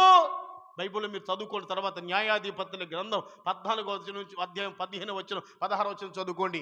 దాదాపు 4-5 సందర్భాల్లో అక్కడికి వెళ్ళి ఆమెను చూచి, ఇక్కడికి వెళ్ళి ఈమెను చూచి, ఇక్కడికి వెళ్ళి ఆమెను చూచి చూచి చూచి చూచి అనే మాటను మనం చూస్తాం. చూసిన ప్రతి వ్యక్తి మీద దేని బిడ్డ తన మనసు పారించుకున్నాడు. చూసిన ప్రతి స్త్రీతో పాపం చేయటం ప్రారంభించాడు. తన బతుకంతా పాత్రం అయిపోయింది. గనుక దేని బిడ్డారా, మనం ఆరాధన చేస్తుంది పరిశుద్ధుడు గనుక మనలో అపవిత్రత రాకుండాలంటే మొట్టమొదట మన చూపుని జాగ్రత్త కాచుకుందుముగాక. చెప్పండి హల్లెలూయా. రెండోది మాట రెండోది మాట చెప్పండి. చాలామంది అన్ని విషయాలు పర్ఫెక్ట్గా ఉంటున్నారు కానీ మాటలు తప్పిపోతుంటారు. యాకోబు భక్తుడు అంటాడు 3వ అధ్యాయం 2వ వచనం తర్వాత చదువుకోండి. యాకోబు పత్రిక 3వ అధ్యాయం 2వ వచనంలో, సహోదరులా మనం అనేకమైన విషయాలు తప్పిపోతున్నాం అని మాట్లాడుతూ, మన మాట యందు తప్పకుండా ఎవరైతే ఉంటారో, మాట యందు తప్పకుండా ఎవరైతే ఉంటారో వాళ్ళను వాళ్ళు నిజంగా కంట్రోల్ చేసుకొని వాళ్ళు పరిశుద్ధులుగా ఉండాలని చెప్పి యాకోబు భక్తుడు చక్కగా రాస్తాడు. కనుక వింటున్న ప్రియమైన సహోదరి సహోదరులారా, ఒకటి మన చూపుని కంట్రోల్లో ఉంచుకోవాలి. 2 మన మాటని. మాటతో కూడా పాపం చేస్తాం. బైబిల్ ఏం చెప్తుంది? దేని బిడ్డ కీర్తనల గ్రంథం 39వ కీర్తన మొదటి వచ్చిన మనం చదువుకున్నాం అనుకోండి. కీర్తనకారుడు చక్కగా రాస్తాడు, దేవా నేను నా నాలుకతో పాపము చేయకుండా ఉండునట్లుగా. దావీదు భక్తుడు అంటాడు 39వ కీర్తన మొదలు వచ్చిన తర్వాత చదువుకున్న భక్తులారా, దేవా నేను నా నాలుకతో పాపము చేయకుండా ఉన్నట్లుగా నా మార్గములను జాగ్రత్తగా చూచుకొనుచున్నాను. భక్తిహీనులు నాకు కంటబడినప్పుడు వాళ్ళ ఎదుట పనికి మాలిన మాటలు మాట్లాడకుండా నా నోటికి సౌండ్ రాట్లా, నా నోటికి మీరందరూ నోరు ఉపయోగించండి అమ్మా. మన నోటికి వాక్యం చెప్పడానికి, వాక్యం మాట్లాడి నోరు ఉపయోగించాలి. హల్లెలూయానండి. ఇంకొంచెం గంభీరంగా చెప్పండి. మన నోరు వాక్యం వినడానికి, వాక్యం చదవటానికి తప్ప అనవసరం ప్రతి దానికి వాడకూడదు. 81వ కీర్తన 10వ వచనం ఏమి రాయబడిందంటే, నీ నోరు బాగా తెరువు, దాన్ని నేను నింపుతానన్నాడు దేవుడు. మీరు వాక్యం వింటూ స్తోత్రం స్తోత్రం స్తోత్రం చెప్తూ వాక్యం వినాలి. దేని బిడ్డలు అడిగిన వెంటనే సమాధానం చెప్పాలి. మౌనంగా మాకేం అర్థం కావట్లేదు అంటూ కూకుండా అనుకోండి, బాగుండదు. మీ నోళ్ళు తెరవబడును గాక. చేతులెత్తి స్తోత్రం చెప్పండి గట్టిగా. బైబిల్ క్వశ్చన్ రాస్తున్న మాట మనం గమనిస్తే దేని బిడ్డరా, నా నోటికి చెక్కం. చెప్పండి, నోటికి. ఆ మధ్య ఏదో వచ్చింది రోగం, అందరు ఏం పెట్టుకోండి మూతికి, ఏమండి మాస్కు పెట్టుకోపోయినా పర్లేదు కానీ చెక్కం పెట్టుకోవాలి. జ్ఞాపకం చేసుకోండి. మాస్కు పెట్టుకోపోయినా ఒకవేళ దేని బిడ్డ చనిపోతే పరలోకానికి వెళ్ళిపోతావు. నా మాట అర్థమైతే తలలో చెప్పండి గట్టిగా. మన నోటికి ఏముండాలి? చిక్కం. ఒళ్ళు దగ్గర పెట్టుకొని అనవసరమైన మాటలు మాట్లాడకుండా చాలా జాగ్రత్తగా మన మాటలు అవునంటే అవును, కాదంటే కాదు. కనుక మన మాట ద్వారా అపవిత్రత మన జీవితంలో రాకూడదు. నీకు ఒక మంచి మాట చెప్పాలంటే, ఒక వ్యక్తి భక్తుడా కాదా అని ఎలా నిర్ధారణ చేసుకుంటాం? అలా ఏనమ్మా, ఒక వ్యక్తి భక్తుడా కాదని ఎలాగ నిర్ధారణ చేసుకుంటావు? మాటను బట్టే. యోబు గ్రంథంలో చక్కటి మాట, అది చదవండి అయ్యా. యోబు గ్రంథం 15:3 రాయబడిన మాట. త్వరగా పాస్టర్ గారు చదవాలి గట్టిగా. యోబు గ్రంథం అందరికి అర్థమయ్యేట్టు చెప్పాలి. చదవండి. యోబు గ్రంథం అందరూ బైబిల్ చూడండి. 15:3 రాయబడిన మాట. వాడు నాలుగుతో కొండెమలాడడు, తర్వాత తన చెలికానికి కీడు చేయడు. యోబు గ్రంథం నేను చెప్పి సామెతల గ్రంథం కాదండి అది. మీరు సామెతల గ్రంథం చదువుతున్నారు, నేను చెప్పింది యోబు గ్రంథం. యోబు గ్రంథం 15:3. వ్యర్థ సంభాషణల చేత వ్యాజ్యమాడదగునా, నిష్ప్రయోజనమైన మాటల వలన ఏమన్నా వాదించవచ్చా? అనవసరం. తర్వాత నీవు భయభక్తులను వ్యర్థము ఆ చేయుచున్నావు. మాటలు మీరు బాగా గుర్తుపడి, నీవు భయభక్తులను వ్యర్థపరుచుచున్నావు, దేవుని కూర్చున్న జ్ఞానమును హీనపరచుచున్నావు. ఏమని హీనపరుచుచున్నావు. నీ మాటలను బట్టి నువ్వు ఎంత దుర్మార్గుడువో, నీ మాటల బట్టి నువ్వు ఎంత అపవిత్రమైన వ్యక్తివో, నీ మాటల బట్టి నువ్వు మంచివాడివా చెడ్డవాడివా, నీ మాటల బట్టి నీలో పరిశుద్ధత ఉందా లేదా, నువ్వు నీ మాటల బట్టి నువ్వు భక్తుడవా భక్తురాలవా అవునా కాదా అని నిర్ధారణ చేయబడుతుందని యోబు భక్తుడు రాస్తున్న మాటను మీకు జ్ఞాపకం చేస్తున్నాను. కనుక నా దేని బిడ్డల వాక్యంలో రాయబడినటువంటి మాటలు జాగ్రత్తగా గమనిస్తే మన నోటిని మాటను జాగ్రత్తగా కాచుకోవాలి. స్తోత్రం, హల్లెలూయా. 3 తలంపులు అనండమ్మా. ఏంటి చెప్పండి? మీకు మాట చెప్పనా? మాట వినబడుతుంది, చూపు కనబడుతుంది, తలంపు వినబడదో? మాట్లాడరే, వినబడదో? ఉదాహరణ, మీరు నన్ను చూస్తున్నారు, ఏమనుకుంటున్నారు మనసులో నాకు తెలుసా? మాట్లాడట్లా. ఒకవేళ నేను మిమ్మల్ని చూస్తున్నాను, ఏమనుకుంటున్నావు తెలుసా? తెలీదు. మాట వినబడుతుంది, చూపు కనిపిస్తుంది, తలంపులు వినిపించదేని బిడ్డారా. అయితే మన తలంపుల్లో కూడా పాపము లేని వారుగా యేసయ్య ఎదుట కనబడుదుముగాక. దగ్గరగా హల్లెలూయా చెప్పండి గట్టిగా. వాక్యాన్ని వినేర్చుకోండి దేని బిడ్డ, జాగ్రత్తగా శ్రద్ధగా వినాలి. మన తలంపులో కూడా, మన మనసులో తలంపులో కూడా ఏ అపవిత్రత లేకుండా, ఏ తప్పుడు ఆలోచన లేకుండా, ఏ చెడ్డ తలంపులు లేకుండా మన జీవితాన్ని మనం కాపాడుకోవాలి. నిద్రపోయాలందరూ హల్లెలూయా చెప్పండి. Very good. దేవుడు మిమ్మల్ని దీవించును గాక. మీ యథార్థతను మీరు ఒప్పుకున్నందుకు అభినందిస్తున్నాను. రైట్. సంతోషంగా ఉన్న వారందరూ స్తోత్రం చెప్పాలి గట్టిగా. అందుకని మనం నోటిని ఉపయోగించాలి. చెప్పండి, ఏం చేయాలి? నోటిని, వాక్యాన్ని పలకాలి. మౌనంగా కూర్చోకూడదు. తలంపులు జీవితంలో ఏ అపవిత్రత, ఏ తలంపు, చెడు తలంపు లేకుండా మన జీవితంలో కాచుకోవాలి. మీకు మాట జ్ఞాపకం చేస్తాను. బైబిల్లో ఒక రాజు ఉన్నాడు. ఆ రాజుని గురించి దేవుడు ఏమన్నాడంటే, నా హృదయానుసారుడైన మనుషుడు, నా ఉద్దేశములను నెరవేర్చువాడు అన్నాడు. స్తోత్రం చెప్పండి గట్టిగా. బైబిల్ ఒక రాజుని గురించి తర్వాత మీరు చదువుకోండి. అపోస్తలుల కార్యముల గ్రంథం 13:22 రాయబడిన మాటలు చదువుకోండి. ఆ రాజు పేరు దావీదు. దావీదు రాజుని గురించి దేవుడు ఏమన్నాడంటే, దావీదు నా హృదయానుసారుడైన మనుషుడు, నా ఉద్దేశములను నెరవేర్చువాడు అని దేవుని బిడ్డలారా దావీదుని గురించి దేవుడు సాక్ష్యం ఇస్తూ వచ్చారు. ఎందుకని అని ఆలోచించడం ప్రారంభిస్తే దేని బిడ్డ దేవుని యొక్క వచ్చిన రాయబడిన మాటను గమనిస్తే నాకు ఆశ్చర్యం కలిగింది. ఎందుకింత అద్భుతమైన టైటిల్ ఇచ్చాడు?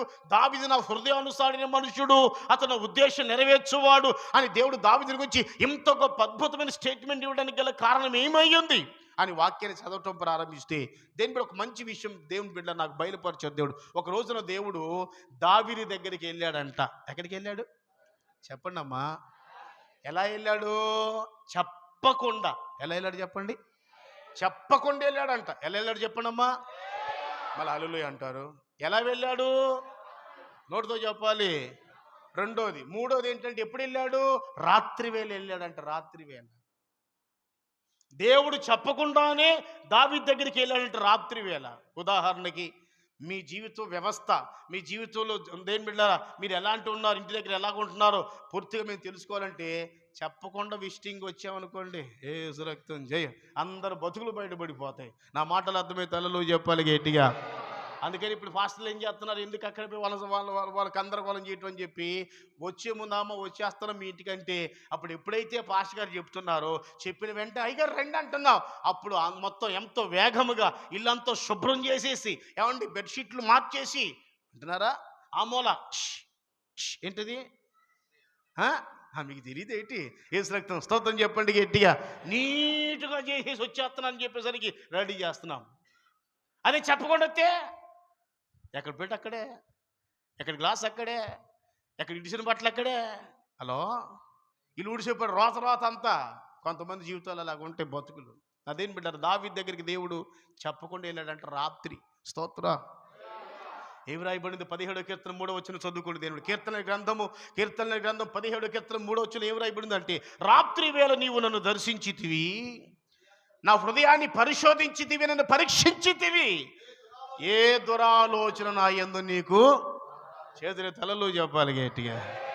ఎంత అద్భుతమైన భక్తులు ఒకసారి మీరు ఆలోచించాలి.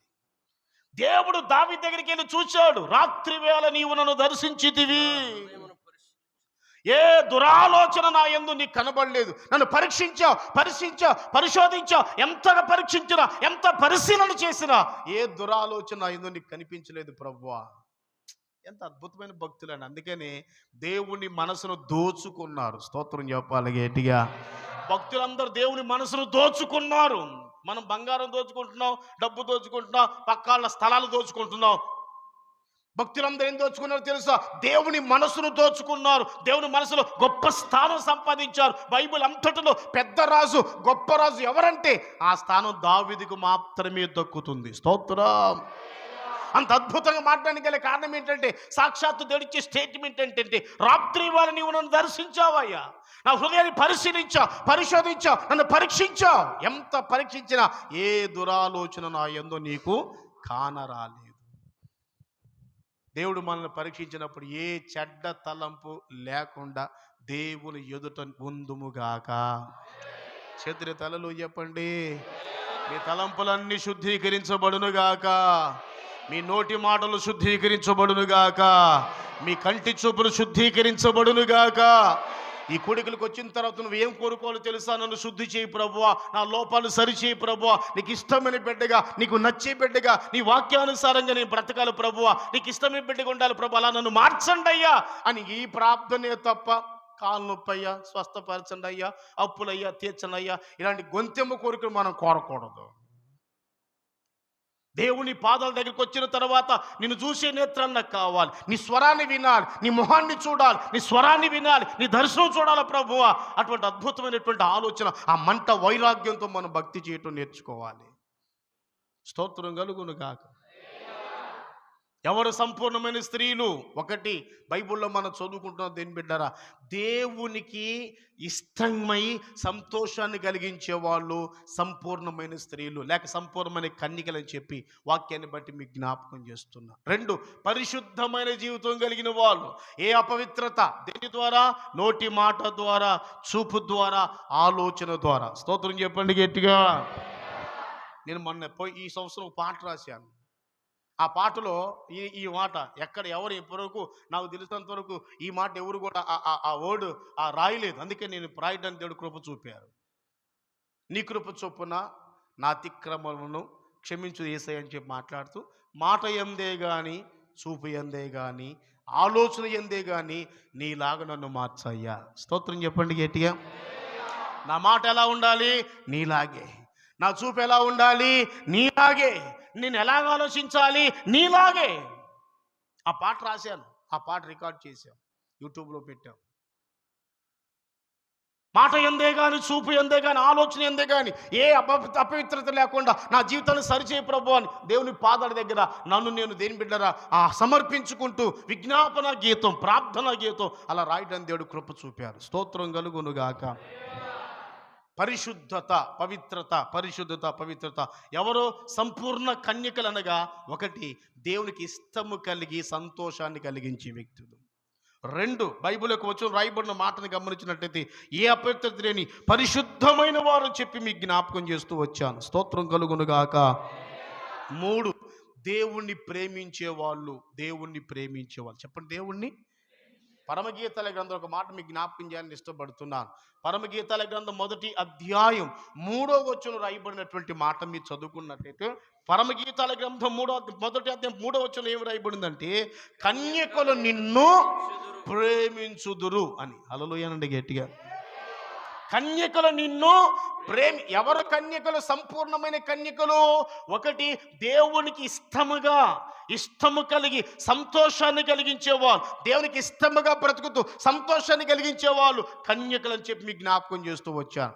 రెండు, కన్యకలని చెప్పి వాక్యాన్ని గమనిస్తే ఏ మచ్చ, డాకు, ముడత లేని ఒక పవిత్రమైన పరిశుద్ధమైన జీవితం జీవించే వాళ్ళు కన్యకలని మీకు జ్ఞాపకం చేస్తూ వచ్చాను. మూడవదిగా పరిశుద్ధ గ్రంథమైన బైబిల్లో దేవుణ్ణి ఎవరైతే ప్రేమిస్తారో, బైబిల్లో ఏం రాయబడిందంటే, కన్యకలు నిన్ను ప్రేమించుదురు. చెప్పండి, కన్యకలు నిన్ను. బాగా మీరు ఆలోచించాలి. అమ్మ, కాళ్ళు ముడుచుకోండి తల్లులు. చర్చిలో కాళ్ళు అసలు అలా చాపకూడదు, తప్పు అన్నమాట. కాళ్ళు నొప్పులు వస్తే జాగ్రత్త, కుర్చీలు ఉంటే కుర్చీలో కూర్చోవాలి తప్ప కాళ్ళు ఎప్పుడు చాపుకోకూడదు. నా మాటలు అర్థమైతే స్తోత్రం చెప్పాలి. మీరందరూ బాగానే ఉన్నారా? కొంచెం నవ్వండి. చాలా సీరియస్గా చూస్తున్నాను నా వైపు. బాబా ప్లీజ్ నవ్వండి కొంచెం. అంటే ఫోటో వాడు చెబితే నవ్వుతారేమో. స్మైల్ ప్లీజ్ అంటే ఇట్లా అంటారు. అంటే ఆడి మాట విలువ కానీ మా మాట విలువ లేదన్నమాట. స్తోత్రం చెప్పండి గట్టిగా చెప్పాలి. హల్లెలూయా. జాగ్రత్త, మీరు సంతోషంగా ఉండాలి.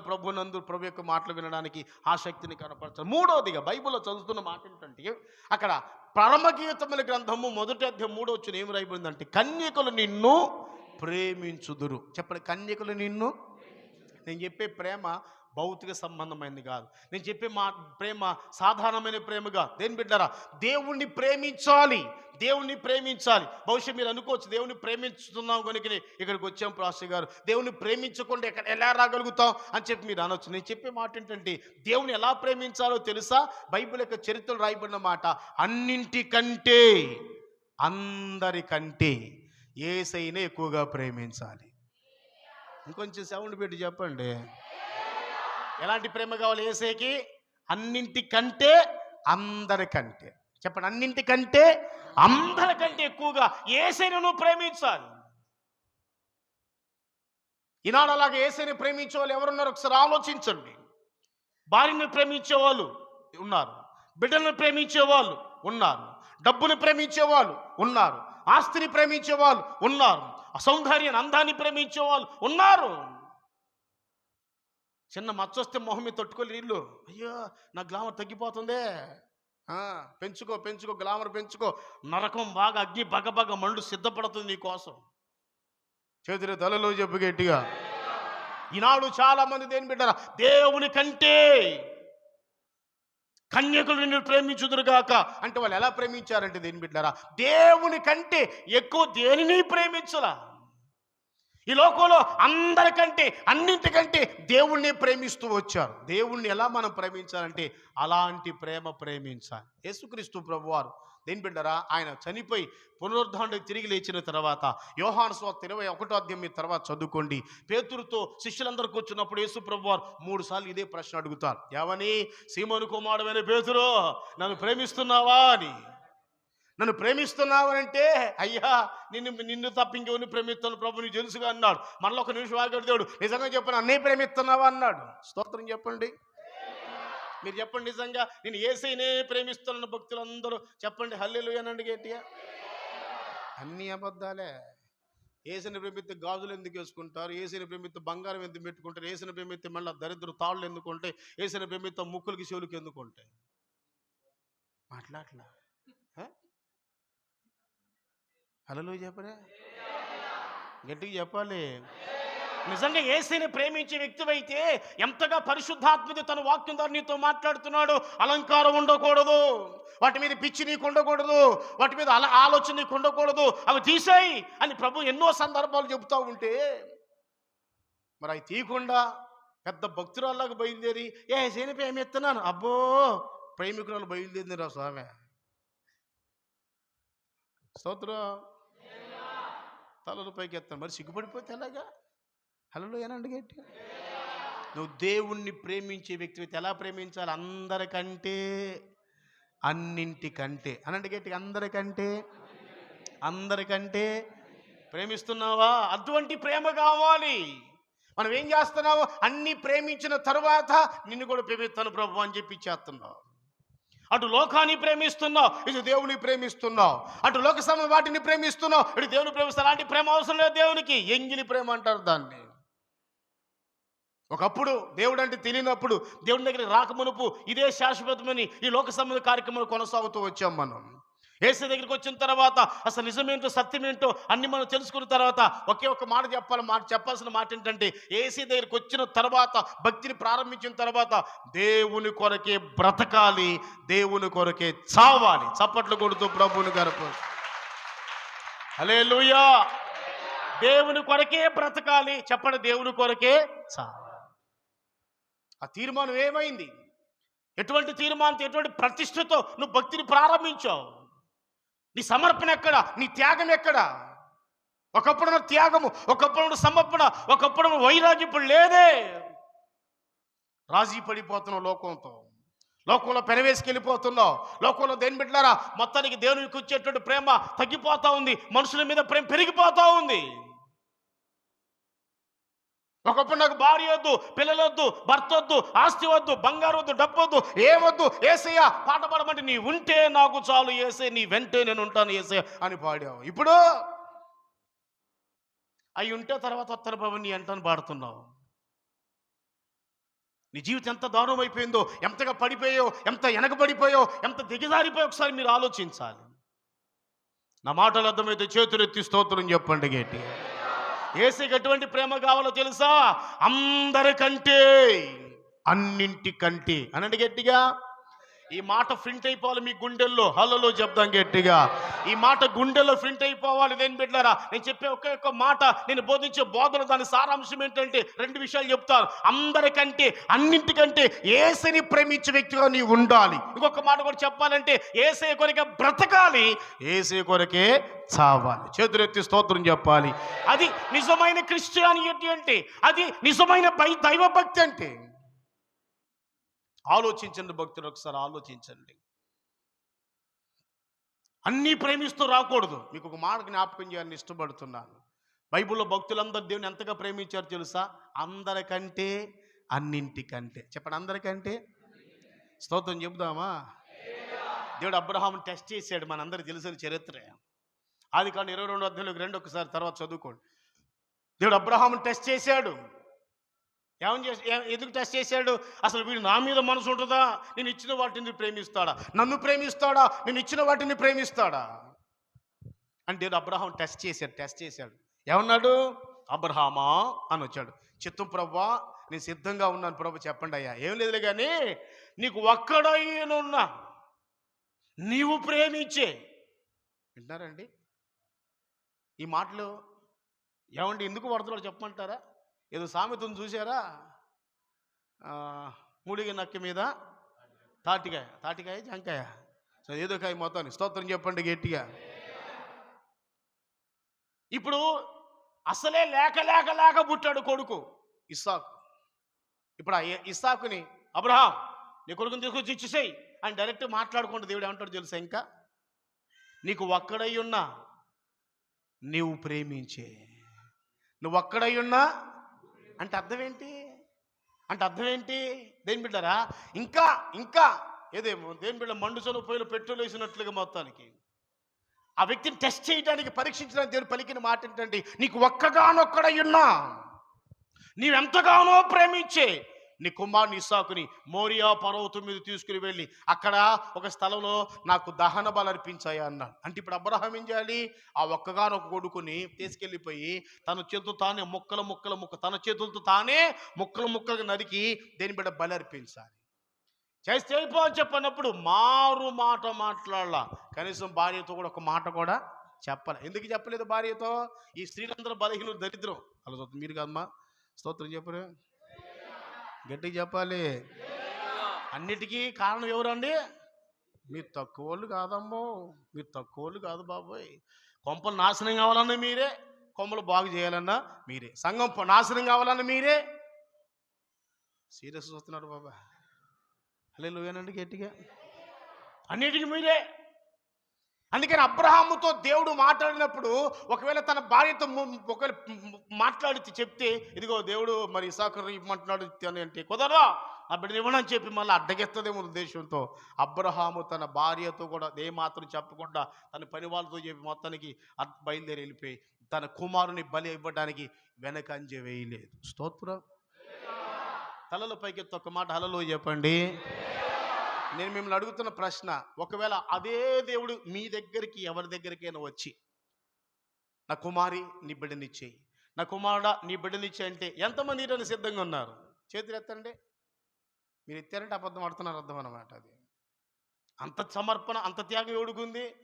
క్రమంగా నీ బిడ్డలు చర్చిగా తీసుకొని రావు నువ్వు. హలో స్తోత్రం చెప్పవే. ఆదివారం నీ బిడ్డలు చర్చిగా తీసుకుని సేవకి ఇచ్చేస్తావా? దేవునికి ఇచ్చేస్తావా? మీకు అందరికి దండం. మీరు ఎవ్వరు సమర్పణ అంత త్యాగంతో అబ్రహాంలాగా ముక్కలు చేయొద్దు. కానీ ఆదివారం క్రమం తప్పకుండా మందిరానికి మీతో కూడా మీ బిడ్డలు వెంట పెట్టుకుని రండి. స్తోత్రం చెప్పు గట్టిగా. ఆనాడు భక్తులు దేవుని బిడ్డలారా దేవుని యొక్క అద్భుతమైన రీతి ఎంత భక్తి చేశారో తెలుసా? అందుకని సాక్షాత్తు దేవుడు అబ్రహాముని గురించి ఏమన్నాడు తెలుసా? నా స్నేహితుడైన అబ్రహాం. చెప్పండి, నా స్నేహితుడైన. బైబిల్ ఎంత అద్భుతమైన విషయాలండి. బైబిల్లో ఇంకా స్నేహితుడిని ఎవరి గురించి చెప్పలా. అబ్రహాముని గురించి చెప్పాడు దేవుడు. మోషేని గురించి ఏమన్నాడు? నా ఇల్లంతటిలో నమ్మకమైన వాడు భూమి మీద ఉన్నవారు ఎందుకంటే మిక్కిలి సాత్వికుడు అన్నాడు మోషేని గురించి. నాకు స్నేహితుడు అల్లా. ఇలా బైబిల్ భక్తులందరిని గురించి ఒక్కొక్క అద్భుతమైనటువంటి టైటిల్ వరకు ఇచ్చారు. ఇప్పుడు అబ్రహాముని గురించి దేవుడు ఉన్నాడంటే 3 సందర్భాల్లో బైబిల్లో మీరు రాయబడింది. ఆ మాట చదువుకోండి. నా స్నేహితుడైన అబ్రహాం. కారణం ఏంటి?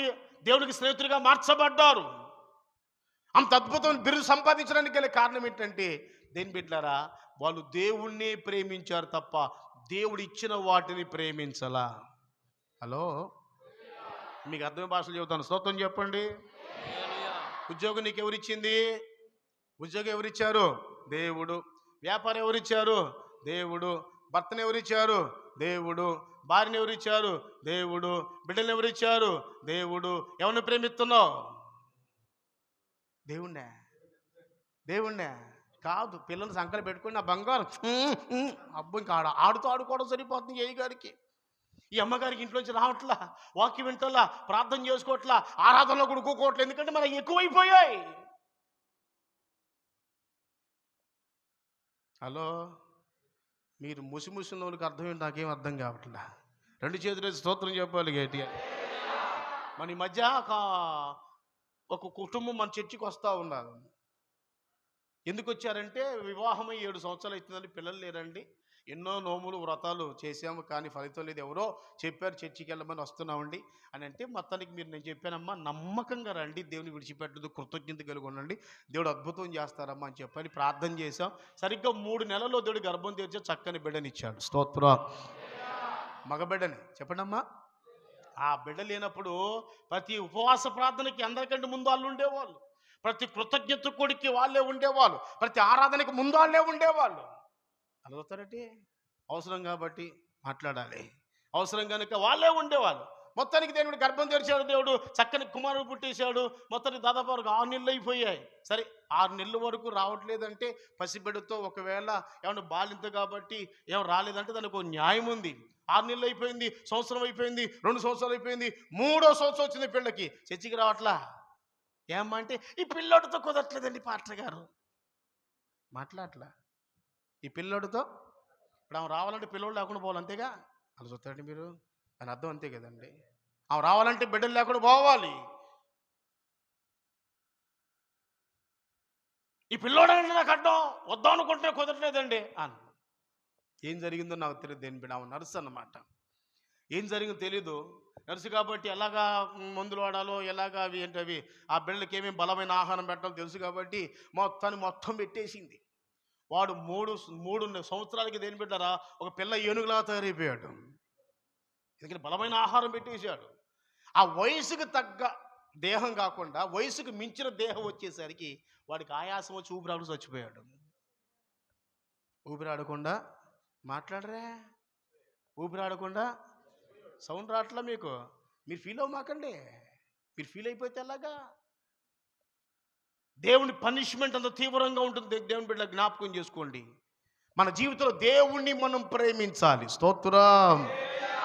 దేవుడిచ్చిన వాటిని కాదు. చెప్పండి, దేవుడిచ్చిన వాటిని. ఉద్యోగమైనా, ఆరోగ్యమైనా, బిడ్డలైనా, భార్య అయినా, భర్త అయినా, ఎనీథింగ్, ఎనీబడి, ఏదైనా సరే దేవుని ద్వారా మనకు అనుగ్రహించబడింది. నమ్మిన వారు స్తోత్రం చెప్పండి గట్టిగా. దేవుడు మనకిచ్చిన బట్టి సంతోషించి ఆనందించాలి. దేని బిడ్డలారా, ఇచ్చిన దేవుని గణపరుస్తానికి ప్రాముఖ్యత, ప్రథమ స్థానాన్ని ఇవ్వాలి. అందుకని చెప్పాను, ఈ టైటిల్ ఏం పెట్టానంటే అందరికంటే అన్నింటికంటే. గట్టిగా చెప్పండి ఈ మాట. మళ్ళా చెప్పాలి. కొంతమందిలో అపశృతులు వినబడుతున్నాయి. మీ అపశృతులు తొలగిపోవును గాక, మీ నోరు శుద్ధీకరించబడును గాక. అందరు చెప్పండి, అందరికంటే అన్నింటికంటే నేను యేసయ్యనే ప్రేమిస్తాను. సత్య హల్లెలూయా చెప్పాలి గట్టిగా. ప్రేమించకపోతే ఏం జరుగుతుంది? పనిష్మెంట్ చాలా తీవ్రంగా ఉంటుంది. ఒక మాట మీకు చూపిస్తాను. కొరింథీయులకు రాసిన మొదటి పత్రిక 16వ అధ్యాయం 22వ వచనం చదువుకోండి. కొరింథీయులకు రాసిన మొదటి పత్రిక 16వ అధ్యాయం 22వ వచనం ఏమి రాయబడింది మాటను మనం గమనిస్తే, చదువునానా? ఎవడైనను దేవుణ్ణి ప్రేమించకపోతే వాడు శపించబడునుగాక. ఎంత భయంకరమైన మాట ఒకసారి మీరు ఆలోచించాలి. ఎవరైనను, ఎనీబడి, ఎవరైనాను భూలోకంలో దేని బిడ్డ, రాజులైనా, సామంతులైనా, దరిద్రులైనా, ధనవంతులైనా, ఎనీబడి, ఎవరైనా, బైబిల్ ఏమి రాయబడింది? ఎవడైనా దేవుణ్ణి ప్రేమించకపోతే వాడు శపించబడతాడని చెప్పి వాక్య భాగంలో రాయబడిన విషయాన్ని మీకు జ్ఞాపకం చేస్తున్నాను. స్తోత్రం కలుగునుగాక. హల్లెలూయా. దేవుని మాత్రమే ప్రేమించే మనసు నా దేవుడు నీకు ఇచ్చునుగాక. అంటే మిగిలిన వాళ్ళు ఎవరిని ప్రేమించొద్దో? ప్రేమించాలి. దేవుని కంటే కాదు, దేవుని కంటే కాదు. దేని బిడ్డరా, ఎనీబడి, ఎనీథింగ్ ఆఫ్టర్ గాడ్. ఏదైనా సరే దేవుని తర్వాతే. స్తోత్రం చెప్పండి. దేవుని తర్వాతే. తలలో పైకెత్తున్న ఒక ప్రశ్న అడుగుతాను మిమ్మల్ని. నా వైపు చూడండి. అయ్యగారు, ఆదివారం ఎవరైనా ఫంక్షన్ పెట్టుకున్నారనుకుందాం. మళ్ళా అన్నమాట ఆదివారం ఎప్పుడండి చెప్పండి? చర్చికి ఫంక్షన్కి వెళ్తారా? ప్రార్థనకు వస్తారా? నిజంగా చెప్పండి భక్తులారా, మీరు నటిస్తే ఎలాగా? నాకు తెలియదు ఏంటి. మీ బంధువులు ఫంక్షన్ ఏర్పాటు చేశారు ఆదివారం, ఇప్పుడు ప్రార్థనకు వస్తావా? ఫంక్షన్కి వెళ్తావా? తిండిపోతులు. కొంతమంది సిగ్గుండదు. ఎంత తిన్నా కడుపుకి తృప్తి ఉండదని బైబిల్లో రాయబడి ఉంది. అస్సలు నవ్వుతారేంటి? ఎంత తిన్నా మాట్లాడే, ఎంత తిన్నా. నేను చెప్పట్లేదు స్వామి, బైబిల్ చెప్తుంది. మీరు చదవండి, ఫిలిప్పీ పత్రిక 3:19 పౌలు భక్తుడు అంటాడంటే, వారి కడుపే వారికి చెప్పడం, వారి కడుపే వారికి.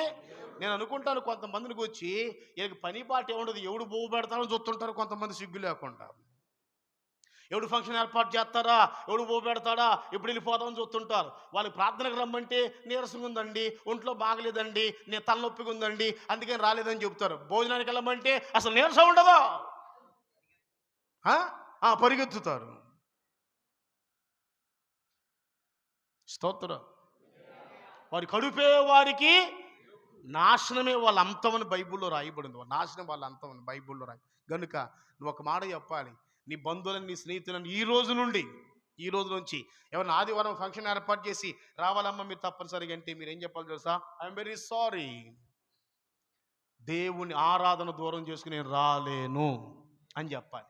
అలా అంటే చెప్తే బాగుంటుంది కదండి, బంధువులు కదండి, మొహం ఆటం పోద్దండి అని అంటే, సరేనమ్మ వస్తానని చెప్పి అని ఏం చేయాలో తెలుసా? ఆ ముందు రోజు ఆ తర్వాత రోజు వెళ్ళి పలకరించాలని అంతే. వింటున్నారా? మీకు మాట చెప్పనా?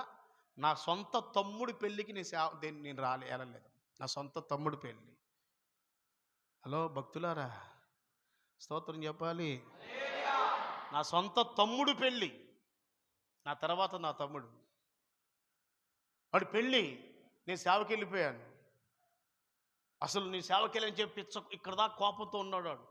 అలాంటిది వాడే స్వయంగా నా దగ్గరికి వచ్చి నా చేతులు పట్టుకుని ఏడ్చి, అన్నయ్య తప్పనిసరిగా మీరు ఉండాలని, మీరు లేకపోతే ఎలాగని చెప్పి, ఇదిగో కావాలంటే ఒక 20,000 తీసుకోండి, ఛార్జర్ నీకు లేకపోతే అని చెప్పి 20,000 2 కట్టలు నా చేతులు ఉంచి మీరు రావాలని చెప్పంటే, నేను మళ్ళీ ఆ డబ్బు చేతులు పెట్టి చెప్పాను, తమ్ముడు ఐ సారీ, ఉపవాస ప్రార్థన ఉంది ఆ రోజు, నేను రానని చెప్పాను. హలో హలో, ఎవరి పెళ్ళి అండి? నా తమ్ముడి పెళ్ళి. వింటున్నారా? పెళ్ళి అయిపోయింది, పెళ్ళికి వెళ్ళాల. తర్వాత ఇంకో సందర్భం చెప్తాను. మా అమ్మగారికి చాలా సీరియస్ అయిపోయింది, చావు బతుకుల మధ్యలో కోమాలకి వెళ్ళిపోయింది. ప్రతిరోజు మీటింగ్స్ అనే, పగలు రాత్రి ఖాళీ లేకుండా. మా ఇంటి దగ్గర నుంచి అన్నయ్య, తమ్ముడు, నాన్న ఫోన్లు చేసి ఏడుపు భయంకరంగా తెలుస్తున్నారు. నువ్వు సేవే కాదు, దేవుని దగ్గరికి వెళ్ళటమే కాదు, అమ్మను కూడా చూసుకోవాలంటే రావడానికి కుదరలేదు. మరి ఉదాహరణకి వేరే వాళ్ళు మనం వస్తామని చెప్పి సభలు ఏర్పాటు చేసుకుని పాంపులెట్ పోస్టులను ఏర్పాటు చేసి ఎంత నష్టపోతారు అయ్య గారు. వాళ్ళు బాధ పెట్టకూడదు అని చెప్పి ఉద్దేశంతో, ఏమండి అసలు అవకాశం లేక ఎన్నో రోజులు ఏం తెలుసా, 14 రోజు వెళ్ళాను.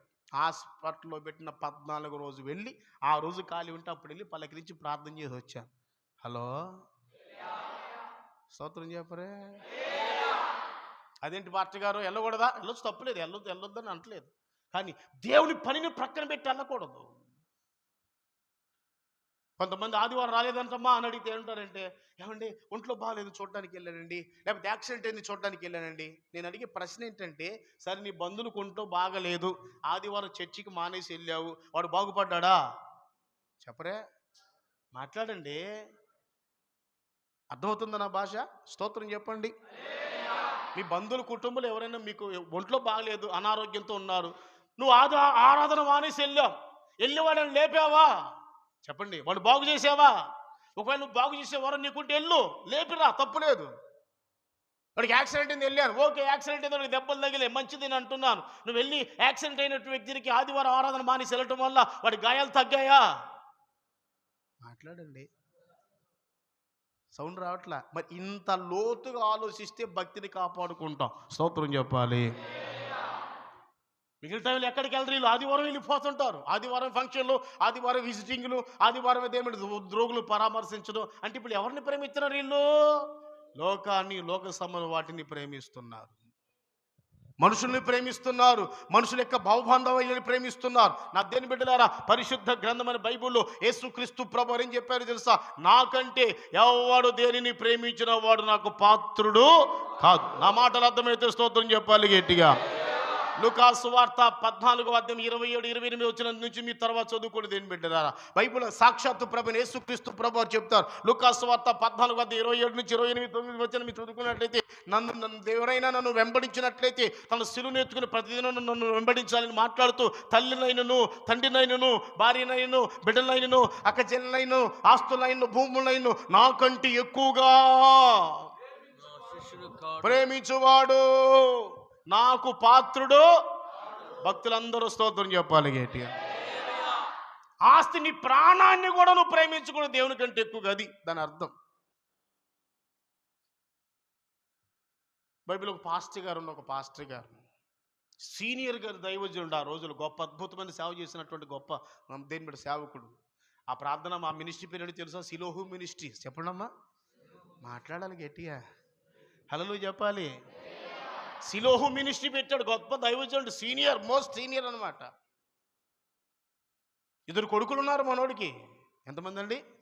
ఫినెహాస్, హోప్ని. 2 కొడుకులు ఉన్నారు. ఆయన పాస్ గారి పేరు ఏలి. ఏం చేశారు తెలుసా బైబిల్లో? ఆ ఏలి దైవ సేవకుడు దేవుని కంటే కొడుకులను గొప్ప చేసుకుంటున్నాడు అంట. చెప్పండి, దేవుని కంటే. భక్తులారా, మరల ప్రేమతో జ్ఞాపకం చేస్తున్నాను, ఇహలోక సంబంధాలు మనం ఎక్కువగా ప్రేమిస్తే దేవుని కంటే ప్రేమించొద్దని నేను అనట్లేదు. వాళ్ళతో కమ్యూనికేషన్ ఉండాలి, వాళ్ళతో హ్యాపీగా ఉండాలి, వాళ్ళతో మంచిగా ఉండాలి, వాళ్ళు ప్రేమించాలి, వాళ్ళ అవసరాల్లో మనకు సహకరించాలి. బట్ అయితే దేవుని కంటే ఎక్కువగా కాదు. దేవుని కంటే నువ్వు ఎక్కువగా నువ్వు ఎవరిని దేనిని ప్రేమిస్తే దేవునికి సంబంధించిన వ్యక్తి కాదని మరొకసారి జ్ఞాపకం చేస్తున్నాను. ఆ దైవ సేవకుడు ఏం చేశాడు అని వాక్యాన్ని గమనిస్తే దేని బిడ్డ బైబిల్లో దేవుడు అంటాడు. తర్వాత మీరు చదువుకోండి సమూయేలు మొదటి గ్రంథంలో, నీవు నీ కుమారుని నాకంటే ఎక్కువగా గొప్ప చేసుకుంటున్నావు అని దేవుడు మాట్లాడుతారు. ఏం జరిగింది? 3:14 వచ్చిన చదువుకున్న తర్వాత సమూయేలు మొదటి గ్రంథం 3:14 వచ్చి ఏమి రాయబడిందంటే, దేని బిడ్డలారా, తమ కుమారులు తప్పు చేస్తున్న సంగతి తెలిసి కూడా దేని బట్టి దైవ సేవకుడు అడ్డగించినందున ఆ కుమారులు బట్టి తన ఇంటికి నిత్యమైన శిక్ష విధిస్తున్నాను. నిత్యమైన శిక్ష, బిడ్డలను బట్టి కుటుంబానికి శిక్ష, బిడ్డలను బట్టి కుటుంబానికి శాపం, బిడ్డలను బట్టి కుటుంబానికి భయంకరమైన కీడు వచ్చినట్లుగా వాక్యాలు మనం చూస్తున్నాం. కారణం దేవుని కంటే ఎక్కువగా ప్రేమిస్తున్నారు కనుక. స్తోత్రం. గట్టిగా హల్లెలూయా చెప్పాలి. చివరికి ఒక మాట చెప్పి ముగించేస్తాను. మీరు నిద్రలోకి వెళ్ళిపోతున్నారుగా, అందుకని. బాగున్నారా? పక్కలకు సెకండ్ ఇచ్చి దేవుడు మిమ్మల్ని దీవించినగా కానీ చెప్పండి. ఉంగరాలు జాగ్రత్త అమ్మో, ఉంగరాలు జాగ్రత్త. లేవుగా ఉంగరాలు ఉన్నాయా? దేవుడిని దీవించునుగా కానీ చెప్పు. మీరు కూడా అమ్మా నవ్వుతూ చెప్పండి. హల్లెలూయా. రైట్. చివరికి ఒక మాట జ్ఞాపకం చేయాలని ఇష్టపడుతున్నాను. ఎవరు సంపూర్ణమైన కన్యకలు అని వాక్యాన్ని గమనిస్తే లేఖనాల్లో రాయబడిన మాట, అందరికంటే అన్నింటికంటే దేవుణ్ణే ప్రేమించేవాళ్ళు సంపూర్ణమైన కన్యకలు. 4వ విషయం చెప్పి నేను ముగించేస్తాను. స్తోత్రం. హల్లెలూయా. యెషయా గ్రంథంలో ఒక మాట 9:14 వచ్చిన రాయబడిన మాట మీరు చదవండి. ఇదిగో కన్యక గర్భవతి అయి కుమారుని, కన్యక గర్భవతి అయి కుమారుణ్ణి కనునని చెప్పి వాక్యంలో మనం చూస్తున్నాం. ఎవరు సంపూర్ణమైన కన్యకలో తెలుసా? ఎవరైతే అనేక మందిని కంటారో. ఆమేనండి. హల్లెలూయా అనాలి గట్టిగా. ఎవరైతే అనేక మందిని కంటారో. కనడం అంటే అర్థం ఏంటి? నువ్వు ఒక్కదాని భక్తురాల్లాగా దేని బట్టి చేతులు ఊపుకుంటూ రావడం కాదు. నువ్వు ఒక్కదాని భక్తురాల్లాగా పెద్ద సమర్పించుకున్నట్లుగా తెల్ల పట్టుకుని రావడం కాదు. నీ ఇరుగు పొరుగు వారు, నీ ప్రక్క వాళ్ళకి, ఏమండి, కుడివైపు ఎడవైపు ఎదురు వెనకున్నటువంటి నీ బంధువులు, నీ స్నేహితులు, నీ ఇరుగు పొరుగు వారు, నీ భర్త, నీ కుమారుడు, నీ కుమార్తె, ఎంతోమంది దేవునికి దూరమై ఉన్నారు. వారందరినీ నీవు వెంట పెట్టుకొని తీసుకొని రావాలి. చేతులెత్తి స్తోత్రం చెప్పండి గట్టిగా. చెప్పాలి హల్లెలూయా. ఒక్కదాని రావడం కాదు. దేవుడు నిన్ను ఇష్టపడాలంటే, దేవుడు నిన్ను ప్రేమించాలి అంటే, దేవుని యొక్క ఉన్నతమైన రాకడ ప్రత్యక్షమైనప్పుడు యేసయ్య పెళ్లి కుమార్తెగా, పెళ్లి భార్యగా ఆయన ప్రక్కన కూర్చోవాలంటే, ఆయన రాజులకు రాజు, ప్రభులు ప్రభుగా వస్తుండగా ఆయన ఎదుట ఆయన ప్రక్కన కూర్చోవాలంటే దేని బిడ్డ బైబిల్ యొక్క వాక్యాన్ని బట్టి మీకు జ్ఞాపకం చేస్తున్నాను. ఎటువంటి లక్షణాలు మనం కలిగి ఉండాలో తెలుసా? నువ్వు కన్యకలాగా మారాలి. సంపూర్ణమైన కన్యకగా మార్చబడాలి. సంపూర్ణమైన కన్యత్వం అంటే ఏంటో ఇలా చెప్పుకుంటూ వచ్చాను. చివరికి ఈ మాట యొక్క సారాంశం మీకు జ్ఞాపకం చేస్తున్నాను. కన్యక గర్భవతి అయి కుమారుణ్ణి కనును. యేసుక్రీస్తును కన్న సందర్భం అక్కడ మనం చూస్తున్నాం. ఆధ్యాత్మికంగా మనందరము అనేక మంది విశ్వాసులను కనాలి. స్తోత్రం చెప్పండి గట్టిగా. హల్లెలూయా అనండి గట్టిగా. నేను ఒక మాట అడగాలనుకుంటాను. తలలో పైకి ఎత్తండి. కిస్మిస్ పండుగ వస్తుందా? అట్లట్లేదు. మీకు రాదేటి? వస్తుందా? వస్తుంది కదా. బట్టలు కొనుక్కున్నారా అమ్మా? కొనలేదా? సరే కిస్మిస్ వాళ్ళు తీసేద్దాం. మనం దేవుని కూడా పెంతుకొస్తాల్లో నూతన సంవత్సరం ఆదరణ ఉంటుందా? కొత్త బట్టలు కొనుక్కుంటారా? చెప్పండి. కొన్నారా? చెప్పండి. కొనేటప్పుడు ఒక్కదాని వెళ్తావా? మాట్లాడండి. కొనడానికి వెళ్ళేటప్పుడు ఒకదాని వెళ్తావా? ఏం చేస్తావా? వదినా, పిన్నే, అక్కయ్యరా, ఇప్పుడు నా దగ్గర డబ్బులు పెళ్ళ ఆటోకు ఛార్జీలు నేను పెట్టుకుంటున్నా అమ్మా. ఏంటి ఆటోకు ఛార్జీ? ఇంత బలవంతంగా తీసుకెళ్ళిపోతా ఆఫ్టర్ బట్టలు కొనుక్కోవడానికి. మరి మందిరానికి వస్తున్నావు దేవుని దగ్గరికి. హలో, దేవుని దగ్గరికి వస్తున్నావు. వచ్చినప్పుడు నువ్వు ఎలా రావాలి? నీ పక్క వాళ్ళ బ్రతిమలాడి, మంచి మాటలు చెప్పి, వాళ్ళు ప్రోత్సహించి, ప్రేరేపించి వాళ్ళు రాను అన్న ఏదో ఒక రీతిగా వాళ్ళని ప్రోత్సహించి బిస్కెట్ తిందురా, చాక్లెట్ తిందురా, నేను ఖర్చు నేను పెట్టుకుంటాను రా అని బ్రతిమలాడి అనేక మందిని ప్రోత్సహించి తీసుకొచ్చే వ్యక్తిగా నీవు ఉండాలి. స్తోత్రం చెప్పండి గట్టిగా. మరి నేను అడిగే ప్రశ్న, ఎవరైనా కొత్త వాళ్ళని తీసుకొస్తున్నారా? మీరు ఎలా చూస్తున్నారంటే మీరు రావటమే గ్రేట్ అన్నట్టు చూస్తున్నారు. స్త్రీలు చాలామంది, నేను అడిగే ప్రశ్న, మీ భర్తలు ఎక్కడా? రాత్రికన్నా వస్తారా అమ్మా? రాత్రికైనా వస్తారా? ఒకళ్ళు ఇద్దరు సమాధానం చెప్పి మిగిలిన ఏమో వస్తాడో అన్నట్టు చూస్తున్నారు మీరందరూ. చేతులు తలలో చెప్పండి గట్టిగా. మరి రాత్రి తీసుకురావాలా వద్దా చెప్పండి. రాత్రి ఏం చేయాలో తెలుసా? ఇక్కడ ఎంతమంది స్త్రీలు ఉన్నారో మీ భర్తలందరూ తీసుకుని రావాలి. వాళ్ళు వినరు, మాటలకు లోబడరు. ప్రాధేయపడి ఎట్లా కట్ట ప్రేమించి ప్రాధేయపడి బ్రతిమలాడుకొని, ఓ రావయ్యా ప్లీజ్ అయ్యా నా మాటినయ్యా అని బ్రతిలాడు తీసుకొని రావాలి. ఫంక్షన్కి వెళ్ళరామంటే రానంటే ఏమంటావు నువ్వు? నేను ఒక్కదాని అయితే వెళ్ళను, వస్తే నువ్వు వస్తే వెళ్తా, అబ్బతే వెళ్ళను అని అంటావు కదా. మరి మందిరం విషయంలో మరి అంత నెగ్లెక్ట్, అంత అశ్రద్ధ ఏంటి ఒకసారి ఆలోచించండి. నువ్వు రావాలి, నీ భర్తను కూడా తీసుకొని రావాలి. నువ్వు రావాలి, నీ భర్త రావాలి, నీ కుమారుడు కుమార్తె కూడా రావాలి. స్తోత్రం చెప్పండి గట్టిగా. యెహోషువ అంటాడు, నేను, నోటితో చెప్పండి రా, నేను. మీరు ఏమంటారంటే నేను మాత్రమే అన్నట్టు చూస్తున్నారు మీరు అందరూ. కాదు సుమా, నీవు నీ ఇంటి వారు, నీవు నీ భర్త, నీవు నీ పిల్లలు కనాలి, కొత్తవన్నీ కనాలి. సంఘాన్ని గురించి భక్తిని వర్ణించారంటే విశ్వాసులైన వారందరూ గొర్రెలు అనండమ్మ గట్టిగా. విశ్వాసులైన వారందరూ గట్టిగా చెప్పాలి, గొర్రెలు అనండి గట్టిగా. నేను చెప్పిన మాట మీరు చెప్పలేకపోతున్నారు కదా. దెయ్యం బాగానే వాడుకుంటుంది మిమ్మల్ని నోరు తెరవకుండా. యేసునామములో నోరు తెరవబడును గాక, ఆ బంధకాలు తెగిపోవును గాక. మిమ్మల్ని అందరూ ఏమన్నారు? గొర్రెలు అనండి చెప్పండి గట్టిగా. ఏమన్నారు చెప్పండి? గొర్రెలు. గొర్రెలు కంటాయా? గొర్రెలు కాపరి కంటాడా? చెప్పాలి గట్టిగా, చెప్పాలి గట్టిగా. ఓయ్ అరలు అంటావు నువ్వు, బుర్ర ఎక్కడ పని చేస్తుంది మీకు? గొర్రెలు కంటే కాపరి కంటాడా? చెప్పాలి గట్టిగా. మరి మీరందరూ గొర్రెలు, మరి కాపరం చేస్తారు? పుష్కలంగా ఆహారం ఇచ్చి గొర్రెలను కాచి వాటి యోగక్షేమాలు తెలుసుకొని వాటిని శుద్ధీకరించి ఏసేది నిలబెట్టే బాధ్యత కాపరిది. మరి గొర్రెలు మీరందరూ ఏం చేయాలి? గొర్రెలను కనాలి. నువ్వు ఒక్కదానివి రాకుండా నీ ఇరుగు పొరుగు వాళ్ళు, నీ బంధువులు, నీ స్నేహితులు, నీ ఇంటి ప్రక్క వాళ్ళు, ఆ పక్క వాళ్ళు, ఈ పక్క వాళ్ళు ఉన్నప్పుడు దేని బిడ్డారా, మొత్తానికి వాళ్ళు ప్రేమించి వాళ్ళకి దేవుని యొక్క మాటలు చెప్పి అవసరమైతే వాళ్ళకు ఒక మొత్తానికి ఆటో ఛార్జీలు పెట్టుకొని ఒక్కసారి రా చెప్పి భర్తీనాడు తీసుకొస్తే అలా ఒక్కసారి మందును అడుగు పెడితే వాళ్ళు దేవుడు స్థిరపరుస్తారు. చేతుల తలలో చెప్పండి గట్టిగా. నువ్వు అలా ప్రతివాడు తీసుకురావడం ప్రారంభిస్తే తీసుకురావటం నీ బాధ్యత, స్థిరపరిచి ఆశీర్వదించే బాధ్యత దేవునిది. ఒక్కదానికి రాకుండా ఏమండి, కన్యకలైన వారు ఏం చేస్తారంటే బిడ్డలను కంటారు. నువ్వు గొర్రెలు కాబట్టి గొర్రెలు కంటాయి. నువ్వు రావటమే కాకుండా అనేక మందిని కనాలి. అనేక మంది బంధువులు, స్నేహితులు, ఇరుగు పొరుగు వారు అందరికి సువార్త చెప్పి నీతో వెంట పెట్టుకొని రావాలి. స్తోత్రం. హెబ్రీ పత్రిక 10వ అధ్యాయం 24వ వచనం రాయబడినటువంటి మాటను చదువుకుంటే, హెబ్రీ పత్రిక 10వ అధ్యాయం 24వ వచనం పౌలు భక్తుడు సంఘానికి ఏం రాస్తాడో తెలుసా? కొందరు మానుకొనుచున్నట్లుగా సమాజముగా కూడుట మానక. పౌలు భక్తుడు సంఘానికి రాస్తున్న మాట హెబ్రీ పత్రిక 10:24లో, కొందరు మానుకొనుచున్నట్లుగా సమాజముగా కూడుట మానక.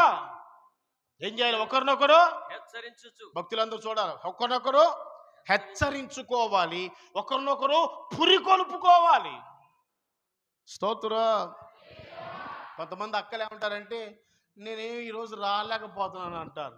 అయినా వాళ్ళు కొంచెం నిస్సహాయకంగా ఉన్నా, వాళ్ళు నీరసంగా ఉన్నా కొంచెం పుష్ చేసి, వాళ్ళని బలపరిచి, వాళ్ళని ఎంకరేజ్ చేసి, ప్రోత్సహించి దేని బిడ్డ మందిరానికి దూరం కాకుండా నీతో వెంట పెట్టుకొని రాగలగాలి. స్తోత్రం. కన్యకలు బిడ్డలను కంటారు, కన్యకలు కుమారుణ్ణి కను చెప్పి వాక్యం సెలవిస్తుండగా అదేం బిడ్డారా, ఈరోజు నువ్వు వాక్యం వింటున్న మన జీవితంలో ఆలోచించండి.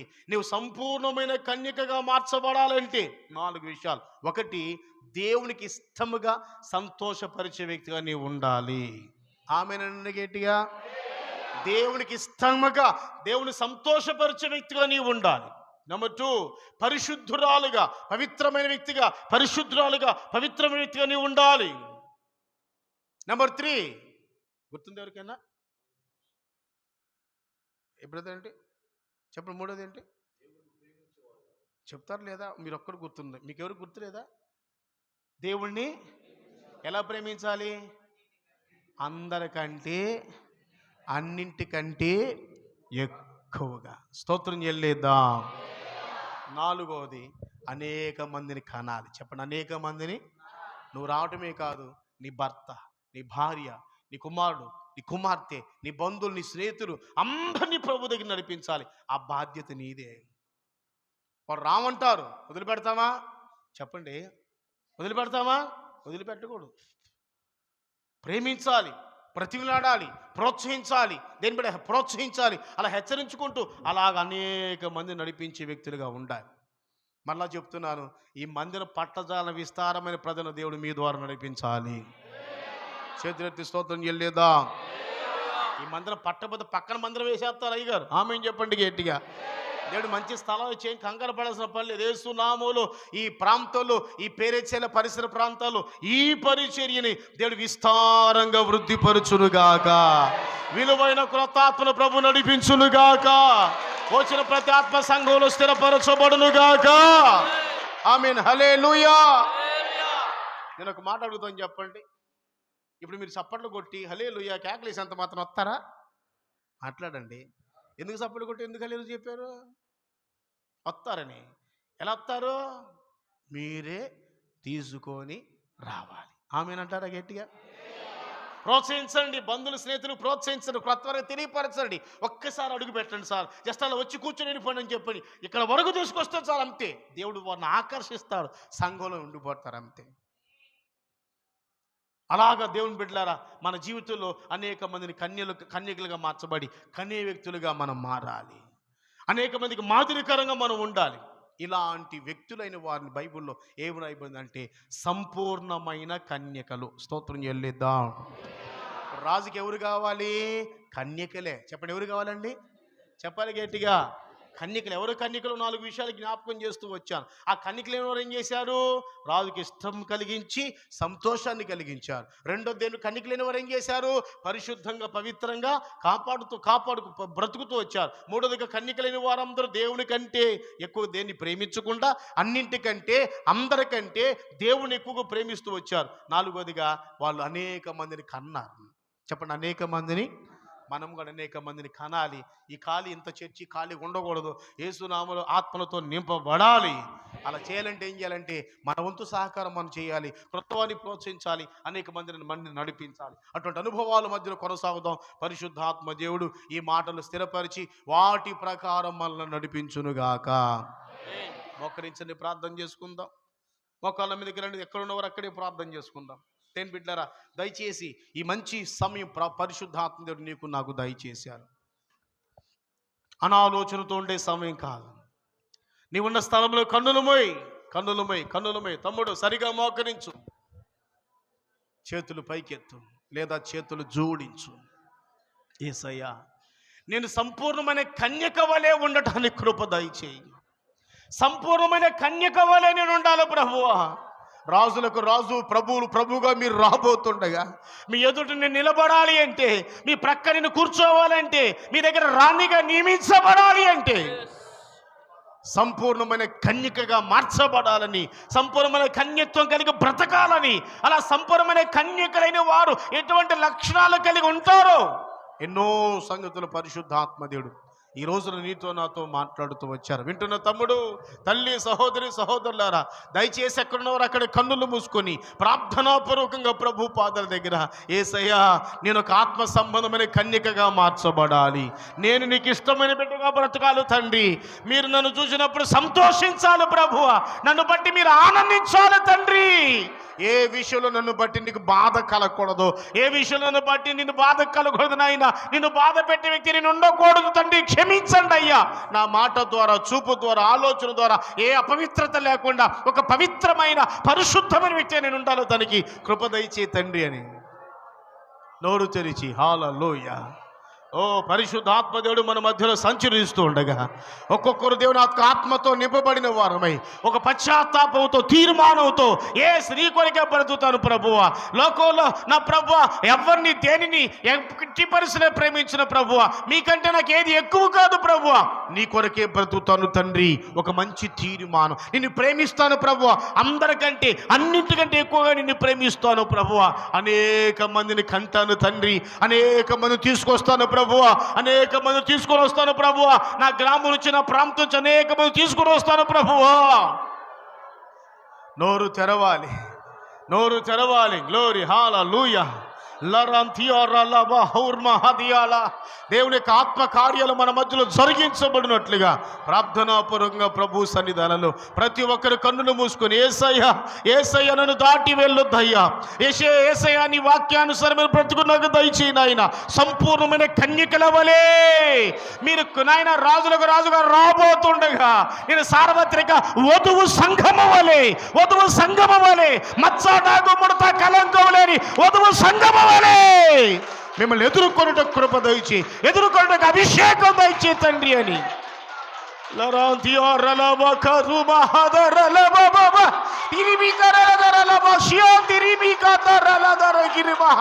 హల్లెలూయా, hallelujah, hallelujah, hallelujah. Praise the Lord, mighty Lord. Hallelujah, hallelujah, hallelujah.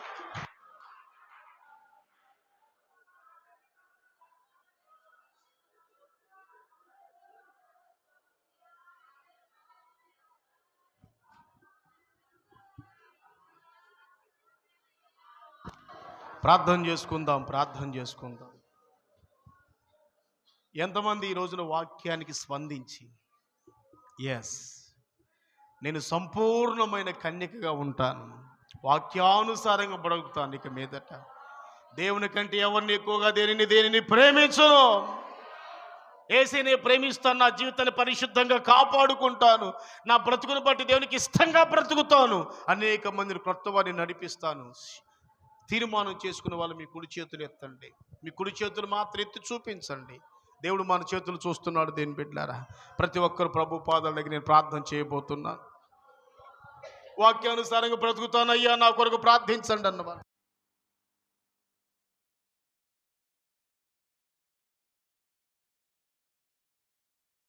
Praise the Lord. Hallelujah, hallelujah, hallelujah, hallelujah, hallelujah, hallelujah, hallelujah. ప్రియులారా, చెప్పిన వాక్యాన్ని ఒకసారి నెమరు వేసుకోండి. రేపు రాజులకు రాజైన ప్రభు ఎదుట మనం నిలబడాలి అంటే పరిశుద్ధమైన కన్యకగా మనం మార్చబడాలని దేవుడు మాట్లాడుతున్నాడు. హల్లెలూయా, హల్లెలూయా. ఎన్నో లోపాలతో, పాపాలతో, దోషాలతో, తప్పిదములతో ఉన్నప్పుడు మనం ప్రభు ఎదుట నిలబడటానికి అర్హులం కాలేమో. చెప్పిన వాక్యాన్ని ఒక్కసారి నెమరు వేసుకోండి. ఏ విషయాలలో మేము లోపం కలిగి ఉన్నాం ప్రభువా? సంపూర్ణమైన కన్యకలమేనా? సంపూర్ణమైన కన్యకలమేనా లేక సంపూర్ణమైన కన్యకలమా? ఒకసారి పరీక్షించుకోండి. ఎన్నో ఎన్నో ఎన్నో ఈ చూపుల ద్వారా నువ్వు సంపూర్ణమైన కన్యకగా మార్చబడలేకపోతున్నావు. నీ మాటల ద్వారా సంపూర్ణమైన కన్యకగా మార్చబడలేకపోతున్నావు. నీ ఆలోచనలు, తలంపుల ద్వారా నువ్వు సంపూర్ణమైన కన్యకగా మార్చబడలేకపోతున్నావు. దేవుడు దైవ సేవకుల యొక్క ముఖాంతరములో నుండి మనందరితో మాట్లాడుతూ ఉన్నాడు. మనం సంతోషపరుచుకునే వారిగా ఉంటున్నామేమో, మనుషులను సంతోషపరిచేవారిగా ఉంటున్నామేమో పరీక్షించుకోవాలి. నోరెత్తాలి, నోరు తెరవట్లా. ప్రభు రాకడ సమీపంగా ఉన్న దినాలలో ఆశ్వరోసు రాజు ఎదుట ఎస్తేరు కన్యక ఏ రీతిగా సంపూర్ణమైన కన్యకగా మార్చబడి అహస్వరోజు రాజుకి ఇష్టమ కలిగిందో, ఆమె యందు రాజుకి దయ పుట్టిందో, ప్రేమ కలిగిందో, అదే రీతిగా మన ప్రియుడైన ప్రభు మనల్ని చూసినప్పుడు మన ప్రేమించి మన యందు దయ పుట్టినట్లు, ఆయన ఎన్నికలో మనం సెలెక్ట్ అవునట్లుగా, అయ్యా నా చూపులు పవిత్రంగా ఉండునుగాక. నేత్రాశతో అనేక మంది సినిమాలు, అనేక మంది నాటకులు, సీరియళ్ళు ఎన్నెన్నో చూడకూడనివి చూసి నేత్రాలు అపవిత్రమైపోతున్నాయి. నీకు నువ్వు గుండె మీద చేయి పెట్టుకొని చెప్పగలవా, నేను పవిత్రంగా ఉన్నాను, నా చూపులు పవిత్రమైనవని? చూపులు సరిలేనప్పుడు అవ్వ పాపం చేసింది. ఆమె పాపం చేయడమే కాకుండా తన భర్త కూడా ఆదాము పాపం చేయడానికి కారకురాలైంది. సాంసోను దేవుని ఆత్మ పొంది అభిషేకించబడి నాజీరు చేయబడి బలవంతుడుగా చరిత్రలో నిలబడిన, చూపులు కంట్రోల్ లేకపోవటం వలన అనేక రకాలైన పాపాలు చేయొచ్చు, చివరికి ఒక భ్రష్టురాలు చేతిలో బలైపోయాడు. ఈరోజు నీ చూపులు ఎలా ఉన్నాయి? దేవుని చూసే కనులేనా? దేవుని చూసే చూపులేనా? యెషయా దేవుని చూసినప్పుడు అయ్యో అపవిత్రమైన పెదవుల గలవాడను, అపవిత్రమైన ప్రజల మధ్యలో ఉంటున్న వాడనని గుండె బాదుకొని పాపాలు నిమిత్తమై పశ్చాత్తాపడి దేవుని చేత పరిహారం పొందాడు. ఈరోజు నీ చూపులు ఎట్లా ఉంటున్నాయి? నీ చూపులు ఎలా ఉంటున్నాయి? చూపుల ద్వారా పాపం వచ్చిందని దేవుడు మాట్లాడాడు. ప్రియ దేవుని సంగమా, ఈ అంత్య దినాలలో అనేక మంది ఈ చూపుల ద్వారా బలైపోతున్నారు. పౌలుకున్నటువంటి పొరలు రాలిపోయానని వాక్యం చెప్తుంది. కన్నులకున్న పాపపు పొరలు రాలిపోయాయంట. ఇప్పుడే మీ పాపపు పొరలు రాలిపోవును గాక, మనోనేత్రాలు తెరవబడును గాక. ప్రభును చూడగలిగిన కనుగులు, పరలోకాన్ని చూడగలిగిన కనులు, ఆత్మ సంబంధమైనవి చూడగలిగిన కన్నులు దేవుడు మీకు అనుగ్రహించాలని ప్రార్థన చేయండి. నిన్ను చూచు కనులు, చెప్పండి చెప్పండి, నిన్ను చూచు కనులు నాకు కావాలి. జక్కయ్య నిన్ను చూసినప్పుడు మారు మనసు పొందాడు. యెషయా నిన్ను చూసినప్పుడు మారు మనసు పొందాడు. అయ్యా నిన్ను చూసే కనులు కావాలి. పంది లోకాన్ని చూస్తుంది, పంది కిందకు చూస్తుంది. నడుమంగిపోయిన స్త్రీ 18 ఏండ్ల నుండి దయ్యము చేత పీడించబడి కిందకు చూసి దేవుని మహిమపరచలేని స్థితిలో ఉన్నది. ఈరోజు నువ్వు లోకాన్ని చూస్తున్నావు, డబ్బును చూస్తున్నావు, అందాన్ని చూస్తున్నావు, ఆస్తులు చూస్తున్నావు, చూడకూడని ఏవేవో చూస్తున్నావు. నీ జీవితంలో అపవిత్రమైపోతూ ఉన్నావు. అపవిత్రమైన వారు సంపూర్ణమైన కన్యకలుగా పిలవలేకపోతున్నారు.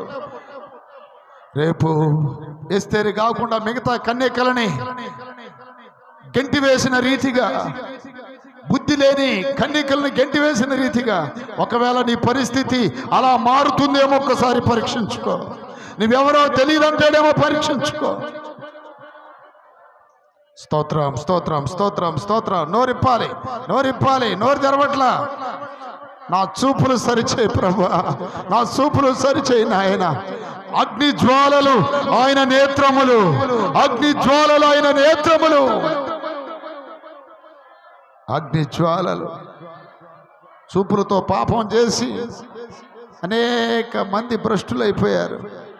దావీదు మిద్ది మీదకి ఎక్కినప్పుడు కిందకు చూసి, చూడరాని చూసి పాపిగా మార్చబడ్డాడు. వ్యభిచారి అయిపోయాడు. దేవుని కృపను కోల్పోయాడు. సన్నిధిలోని త్రోసివేయబడ్డాడు.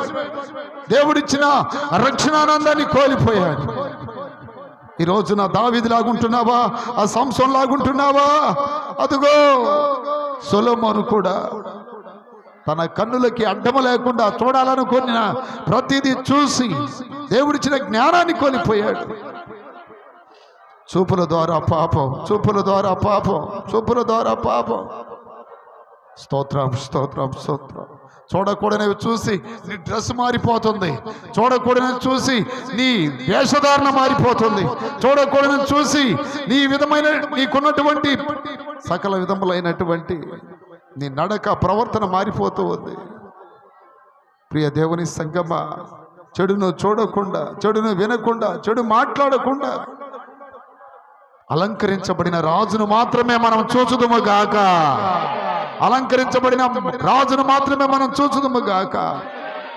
ప్రార్థన చేయండి. నా చూపులు సరిచేయాలండి. నేత్రాశ తొలగిపోవాలి యేసు నామములో. నేత్రాశ తొలగిపోవాలి. ఒక స్త్రీని చూసినప్పుడు తల్లిగా అక్కగా నువ్వు చూచుదువు గాక. ఒక పురుషుని చూసినప్పుడు అన్నగా తండ్రిగా నువ్వు చూచుదువు గాక. స్తోత్రం స్తోత్రం స్తోత్రం స్తోత్రం. చూపుల ద్వారా పాపం ప్రవేశిస్తుందని దేవుడు మాట్లాడాడు. మాటల ద్వారా వ్యర్థమైన మాటలు, భక్తిహీనమైన మాటలు, ఇలా మళ్ళీ మాటలు, వాళ్ళ గురించి వీళ్ళ గురించి పనికిరాని మాటలు మాట్లాడి నోరు అపవిత్రం చేసుకొని అదే నోటితో ప్రభువా స్తోత్రం, అదే నోటితో ప్రభువా నీకు మహిమను చెల్లిస్తున్నావు. నీ నోరు పరిశుద్ధపరచబడాలి. నీ నోరు పరిశుద్ధపరచబడాలి. యెషయా పెదవులను కాల్చాడు దేవుడు. యెషయా పెదవులను కాల్చాడు. ఈ రోజున నీ పెదవులు కాల్చబడాలి. నీ పెదవులు కాల్చబడాలి. నీ పెదవులు కాల్చబడాలి. నీ నోట పరిశుద్ధమైన మాట వచ్చునుగాక.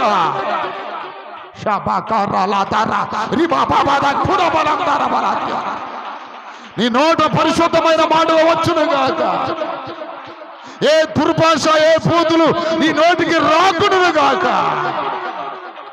నీ నోరు నిన్ను అపవిత్రపరుస్తుంది. నీ నోరు దేవుని కృపను పోగొడుతుంది. నీ నోరు సాతానికి ద్వారాలు తెరుస్తుంది. అబద్ధాలు ఎందుకు వస్తున్నాయి? నోరు అపవిత్రమైపోయింది. బూతులు ఎందుకు వస్తున్నాయి? నోరు అపవిత్రమైపోయింది. దుర్భాషలు ఎందుకు ఆడుతున్నావు?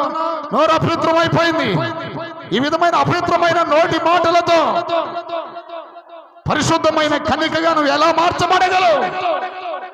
ఎలా మార్చబడగలవు? నోరు అపవిత్రమైపోతుంది. ప్రార్థన చేయండి. అయ్యా, నా నోటికే బూతు మాట రాకూడదు. నా నోటికే దుర్భాష రాకూడదు. చేతులపైకెత్తి, చేతులపైకెత్తి, చేతులపైకెత్తి. ఆ ఇంటి గుట్టు, ఈ ఇంటి గుట్టు, వాళ్ళ గురించి వీళ్ళ గురించి గొడవలు ఆడటం, పోట్లాడటం, తగాదాలు పెట్టుకోవటం, మళ్ళీ నేను దేవుని బిడ్డ అని చెప్పుకోవటం. ఇన్ని లోపాలు కలిగి నువ్వు పరిశుద్ధమైన కన్యకగా ఎలా మార్చబడగలవు? పరీక్షించుకో. నా నోటి మాటలు, నా హృదయ ధ్యానము నీకు అంగీకారంగా ఉండాలయ్యా.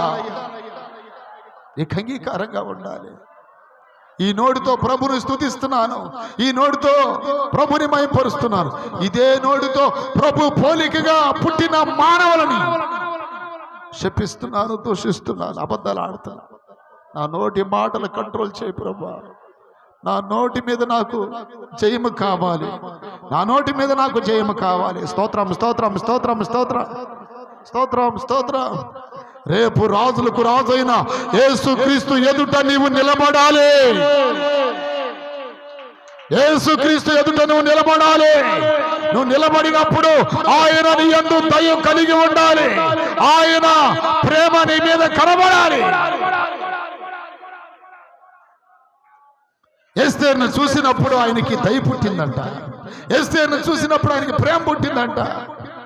కానీ దేవుని ప్రేమ, కనికరం, దయ పొందకుండా చేస్తుంది ఏంటో తెలుసా? నీ నోటి మాట, నీ నోటి మాట, నోటి మాట. హల్లెలూయా హల్లెలూయా. అందరూ నోరు తెరవాలి. కొంతమంది సైలెంట్ గా ఇటు చూస్తున్నారు. స్తోత్రం స్తోత్రం. దానిలన్నా చేతుల పైకెత్తి ప్రార్థన చేయి, ప్రార్థన చేయి, ప్రార్థన చేయి. హల్లెలూయా హల్లెలూయా హల్లెలూయా. నీ ఆలోచనలు ఎలా ఉన్నాయి? ఆలోచనలు ఎలా ఉన్నాయి? తలంపులు ఎలా ఉన్నాయి? వారి హృదయం యొక్క తలంపులలోని ఊహలన్నీ చెడిపోయిన వాక్యం చెప్తుంది. నీ ఆలోచనలు చెడిపోయినట్లయితే ఒక ప్రళయము నీ మీదకి రాబోతుంది. నీ ఊహలు చెడిపోతే ఒక ప్రళయం నీ మీదకి రాబోతుంది. నోవహు కాలంలో ప్రజల యొక్క ఊహలు, తలంపులు చెడిపోగా దేవుని యొక్క కోపము, దేవుని యొక్క తీక్షణమైన ఆయన యొక్క ఉగ్రత ప్రజలని జల సమాధి చేసింది. నీ ఆలోచనలు. హృదయము అన్నిటికంటే మోసకరమైనది, అది ఘోరమైన వ్యాధి గలది. దాన్ని గ్రహించగలవాడెవడు? తలంపులు, ఊహలు ఎక్కడి నుండి వస్తున్నాయి? హృదయంలో నుండి, మనసులో నుండి. అపవిత్రమైన తలంపులు రాకుండా ప్రార్థన చేయండి. నా హృదయాన్ని కడుగయ్యా, నా మనసును కడుగయ్యా, నా హృదయాన్ని కడుగు, నా మనసును కడుగు, నా హృదయపు ఆలోచనలు పరీక్షించు. దావీదును పరీక్షించావు, దావీదుని పరీక్షించావు. ఏ దురాలోచన నీకు కానరాలేదు. ఈ రోజున నీ సంగతి ఏంటి? ఈ రోజున నీ హృదయములో ఎన్నో దురాలోచనలు ఆయన కనపడుతున్నాయేమో. పరిశుద్ధమైన వధువ సంఘముగా, పవిత్రమైన వధువ సంఘముగా రేపు ప్రభు ఎదుట నిలబడాలి. పవిత్రమైన కన్యకగా నీవు ఉండాలి. ఏ పురుషుడు ఆమెను కూడలేదని రాయబడింది. మన పురుషుడు పుణ్యపురుషుడు, కానీ మన చెడగొడుతుంది ఎవరు? పాపపు పురుషుడు, సాతానుడు. వాడిని గూర్చిన ఒక గ్రహింపు మనకు కావాలి. దేవుడు మన యందు ఇష్టము కలిగి ఉండాలి. కన్యకల యందు పరిణయం ఆడబోయే రాజు ఇష్టము కలిగి ఉన్నాడని వాక్యం చెప్తుంది. ఈరోజు బిడ్డ, నువ్వు దేవుణ్ణి సంతోషపెట్టే బిడ్డగా ఉండాలి. మనసును సంతోషపెట్టే బిడ్డవు కాదు. కోటాలు ఎగ్గొట్టి ఆదివారాల మందిరాలకు రాకుండా, ఓ పని ఉంది, ఉద్యోగం ఉంది, ఫంక్షన్ ఉందని నీ ఇష్టానుసారంగా నువ్వు బ్రతుకుతున్నా నీవు దేవునికి ఎలా ఇష్టంగా ఉండగలవు? దేవుడు నిన్ను కన్యకగా, ఎస్తేరుని ఇష్టపడినట్టుగా నిన్ను ఎలా ఇష్టపడగలడు? అంటే దేవుని కంటే నీ పని ఎక్కువైపోయింది, దేవుని కంటే నీ బంధువులు ఎక్కువైపోయారు, దేవుని కంటే నీ పనులు ప్రాముఖ్యమైపోయినాయి నీకు. మళ్ళీ దేవా నిన్ను ప్రేమిస్తున్నానని పైకి అలాంటి సొల్లు కబుర్లు చెప్తూ ఉంటాం. దేవుని ప్రేమించేవాడు ఎవరు? అబ్రహాం తనకు ప్రియమైన కుమారుని కూడా ఇవ్వటానికి వెనకాడలేదు. దేవుని కంటే ఎక్కువగా ప్రేమించేది ఎవరు? శద్రకు, మేషకు, అబేద్నెగోలు వాళ్ళ ప్రాణాల కంటే ఎక్కువగా దేవుని ప్రేమించారు కనుక దేవుని ఆజ్ఞను మీరటానికి ఇష్టపడలేదు. దేవుని ప్రేమించిన వారు ఎవరు? దానియేలు. వారి ప్రాణాలు పోతాయని తెలిసి కూడా ప్రార్థనలు మానుకోలేదు. ఈరోజు నీ సంగతి, ఈరోజు నీ సంగతి. ఎప్పుడు ప్రార్థన చేస్తావో తెలియదు, ఎప్పుడు మందిరానికి వస్తావో తెలియదు, ఎప్పుడు వాక్యం వింటావో తెలియదు, ఎప్పుడు ప్రభువును స్తుతిస్తావో తెలియదు. నీ జీవితం ఇష్టమైపోయింది. నీ ఇష్టానుసారంగా నువ్వు బ్రతికితే, మనసుని ఇష్టానుసారంగా బ్రతికితే దేవుడు నేను ఇష్టపడను. దావీదును దేవుడు అంటున్నాడు, నా ఇష్టానుసారుడైన మనుషుడు, నా హృదయానుసారుడైన మనుషుడు. దేవుని హృదయంలో నీ ఉండాలి అంటే, దేవునికి ఇష్టంగానే ఉండాలి అంటే నీ ఇష్టాలన్నీ యేసు నామములో చచ్చిపోవును గాక, నీ ఇష్టాలన్నీ తొలగిపోవును గాక. నా ఇష్టము కాదు ప్రభా, ప్రార్థన చేయండి. నీ చిత్తమే నా జీవితంలో నెరవేరును గాక, నీ చిత్తమే నా జీవితంలో నెరవేరును గాక. ఆయన పిల్లలు ఎలా ఉంటారని రాత్రి దైవ సేవకుల ద్వారా దేవుడు మాట్లాడాడు. మొట్టమొదటిగా విధేయులకు కుమారులు, విధేయులకు పిల్లలు. విధేయత ఉంటేనే పిల్లలు అవుతారు. స్తోత్రం, స్తోత్రం. ఆయన చిత్తం నెరవేరిస్తేనే ఆయన పిల్లలు అవుతారు. ఆయన కొరకు ఏదైనా చేయగలిగితేనే వారు ఆయన పిల్లలు అవుతారు. ఈరోజు నువ్వు దేవుని బిడ్డవా, సాతాను బిడ్డవా? దేవుని కుమారుని కుమార్తెను చెప్పుకోవచ్చు, సాతాను యొక్క మోసంలో బ్రతుకుతున్నావేమో. హల్లెలూయా, హల్లెలూయా. బిడ్డ పరీక్షించుకో, పరీక్షించుకో. ప్రభు అతి త్వరలో రాబోతున్నాడు. ఎడవబడటం ఎంత భయంకరమైన విషయం అది! ఎడవబడటం ఎంత భయంకరమైన విషయం అది! ఎంత బాధాకరమైన విషయం! ప్రభు రాకడ సమీపంగా ఉన్న ఈ దినాల్లో ఇంకా నిర్లక్ష్యం ఎందుకు? భక్తిని గురించి ఆ నిర్లక్ష్యం ఎందుకు? ఒకసారి పరీక్షించుకో.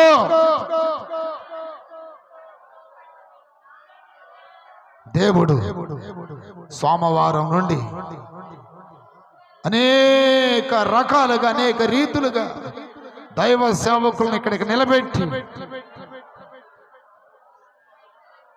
నిలబెట్టి అనేక లోతైన విషయాలు బోధిస్తూ వస్తున్నారు. పరీక్షించుకుంటావా? దేవుడు ఎవరి కొరకు మాట్లాడాడు? నీ కొరకే. ఎందుకు? నువ్వు నశించిపోవటం ఆయనకి ఇష్టం లేదు, నువ్వు విడవబడటం ఆయనకి ఇష్టం లేదు. నీవు దేవుని ఎదుట నిలబడాలని, ప్రభు రాకడలో ఎత్తబడే గుంపులో ఉండాలని, నిత్యానిత్యము ఆ మహిమగల దేవుని రాజ్యములో కనబడాలని దేవుడు నీతో మాట్లాడుతూ వస్తున్నాడు. చెబుతున్న మాటలు మీ హృదయములో స్థిరపడును గాక. చెబుతున్న మాటలు మీ హృదయములో అగ్ని వలె మండును గాక. చెబుతున్న మాటలు మీ హృదయములో ఫలించును గాక. చెబుతున్న మాటలు మీ హృదయములో క్రియ చేయును గాక. క్రియ చేయును గాక. మనం విన్న మాటలన్నీ ఒక్కసారి జ్ఞాపకం చేసుకుందాం. బిడ్డలారా, ఈ భక్తి ఈ లోకం వరకే కాదు. మనకి ఈ భక్తి సాధనం ఎందుకు? పరలోక రాజ్యము చేరటానికి, ప్రభుతో యుగయుగాలు ఉండటానికి, తీక్షణమైన అగ్నిగుండము అనే ఆ నరకాన్ని తప్పించుకోవడానికి, తీర్పులోనికి రాకుండా ప్రభు ఎదుట యుగయుగాలు ఆ నిత్యారాధనలో మనం ప్రవేశించటానికి. నోరు తెరవండి, నోరు తెరవండి, నోరు తెరవండి. అయ్యా, మా ముందు క్రొత్త సంవత్సరం ఉంది. ఆ క్రొత్త సంవత్సరంలోనికి మేము ప్రవేశింపక మునిపే మాలో ఉన్న మురికి, మాలో ఉన్న లోపాలు, మాలో ఉన్న పాపాలు, మాలో ఉన్న దోషములు నీ రక్తముతో కడగబడునుగాక. నీ రక్తముతో కడగబడునుగాక. నీ రక్తముతో కడగబడునుగాక. నీ భక్తిని గురించి నీకే శ్రద్ధ లేకపోతే, నీ భక్తిని గురించి నీకే జాగ్రత్త లేకపోతే, ఇంకెవరు నీ గురించి జాగ్రత్త తీసుకుంటారు? ఇంకెవరు నీ గురించి జాగ్రత్త తీసుకుంటారు? సేవకులు నీ కొరకు కన్నీళ్ళు విడుస్తున్నారు, రోధిస్తున్నారు, హెచ్చరికలు చేస్తున్నారు. అమ్మా, అయ్యా అని అనేక సార్లు నీకు నీ లోపాలు తెలియపరుస్తున్నారు. ఇంకా గ్రహించవా? ఇంకా అర్థం చేసుకోవా?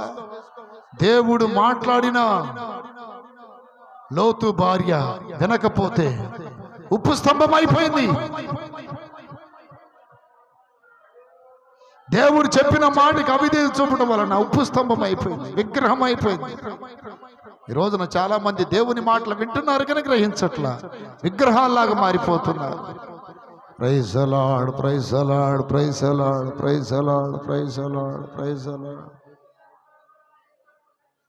ఆమె అందరూ ఒకసారి పైకి లేచి నిలబడండి. ఈ పక్కన ఉన్నటువంటి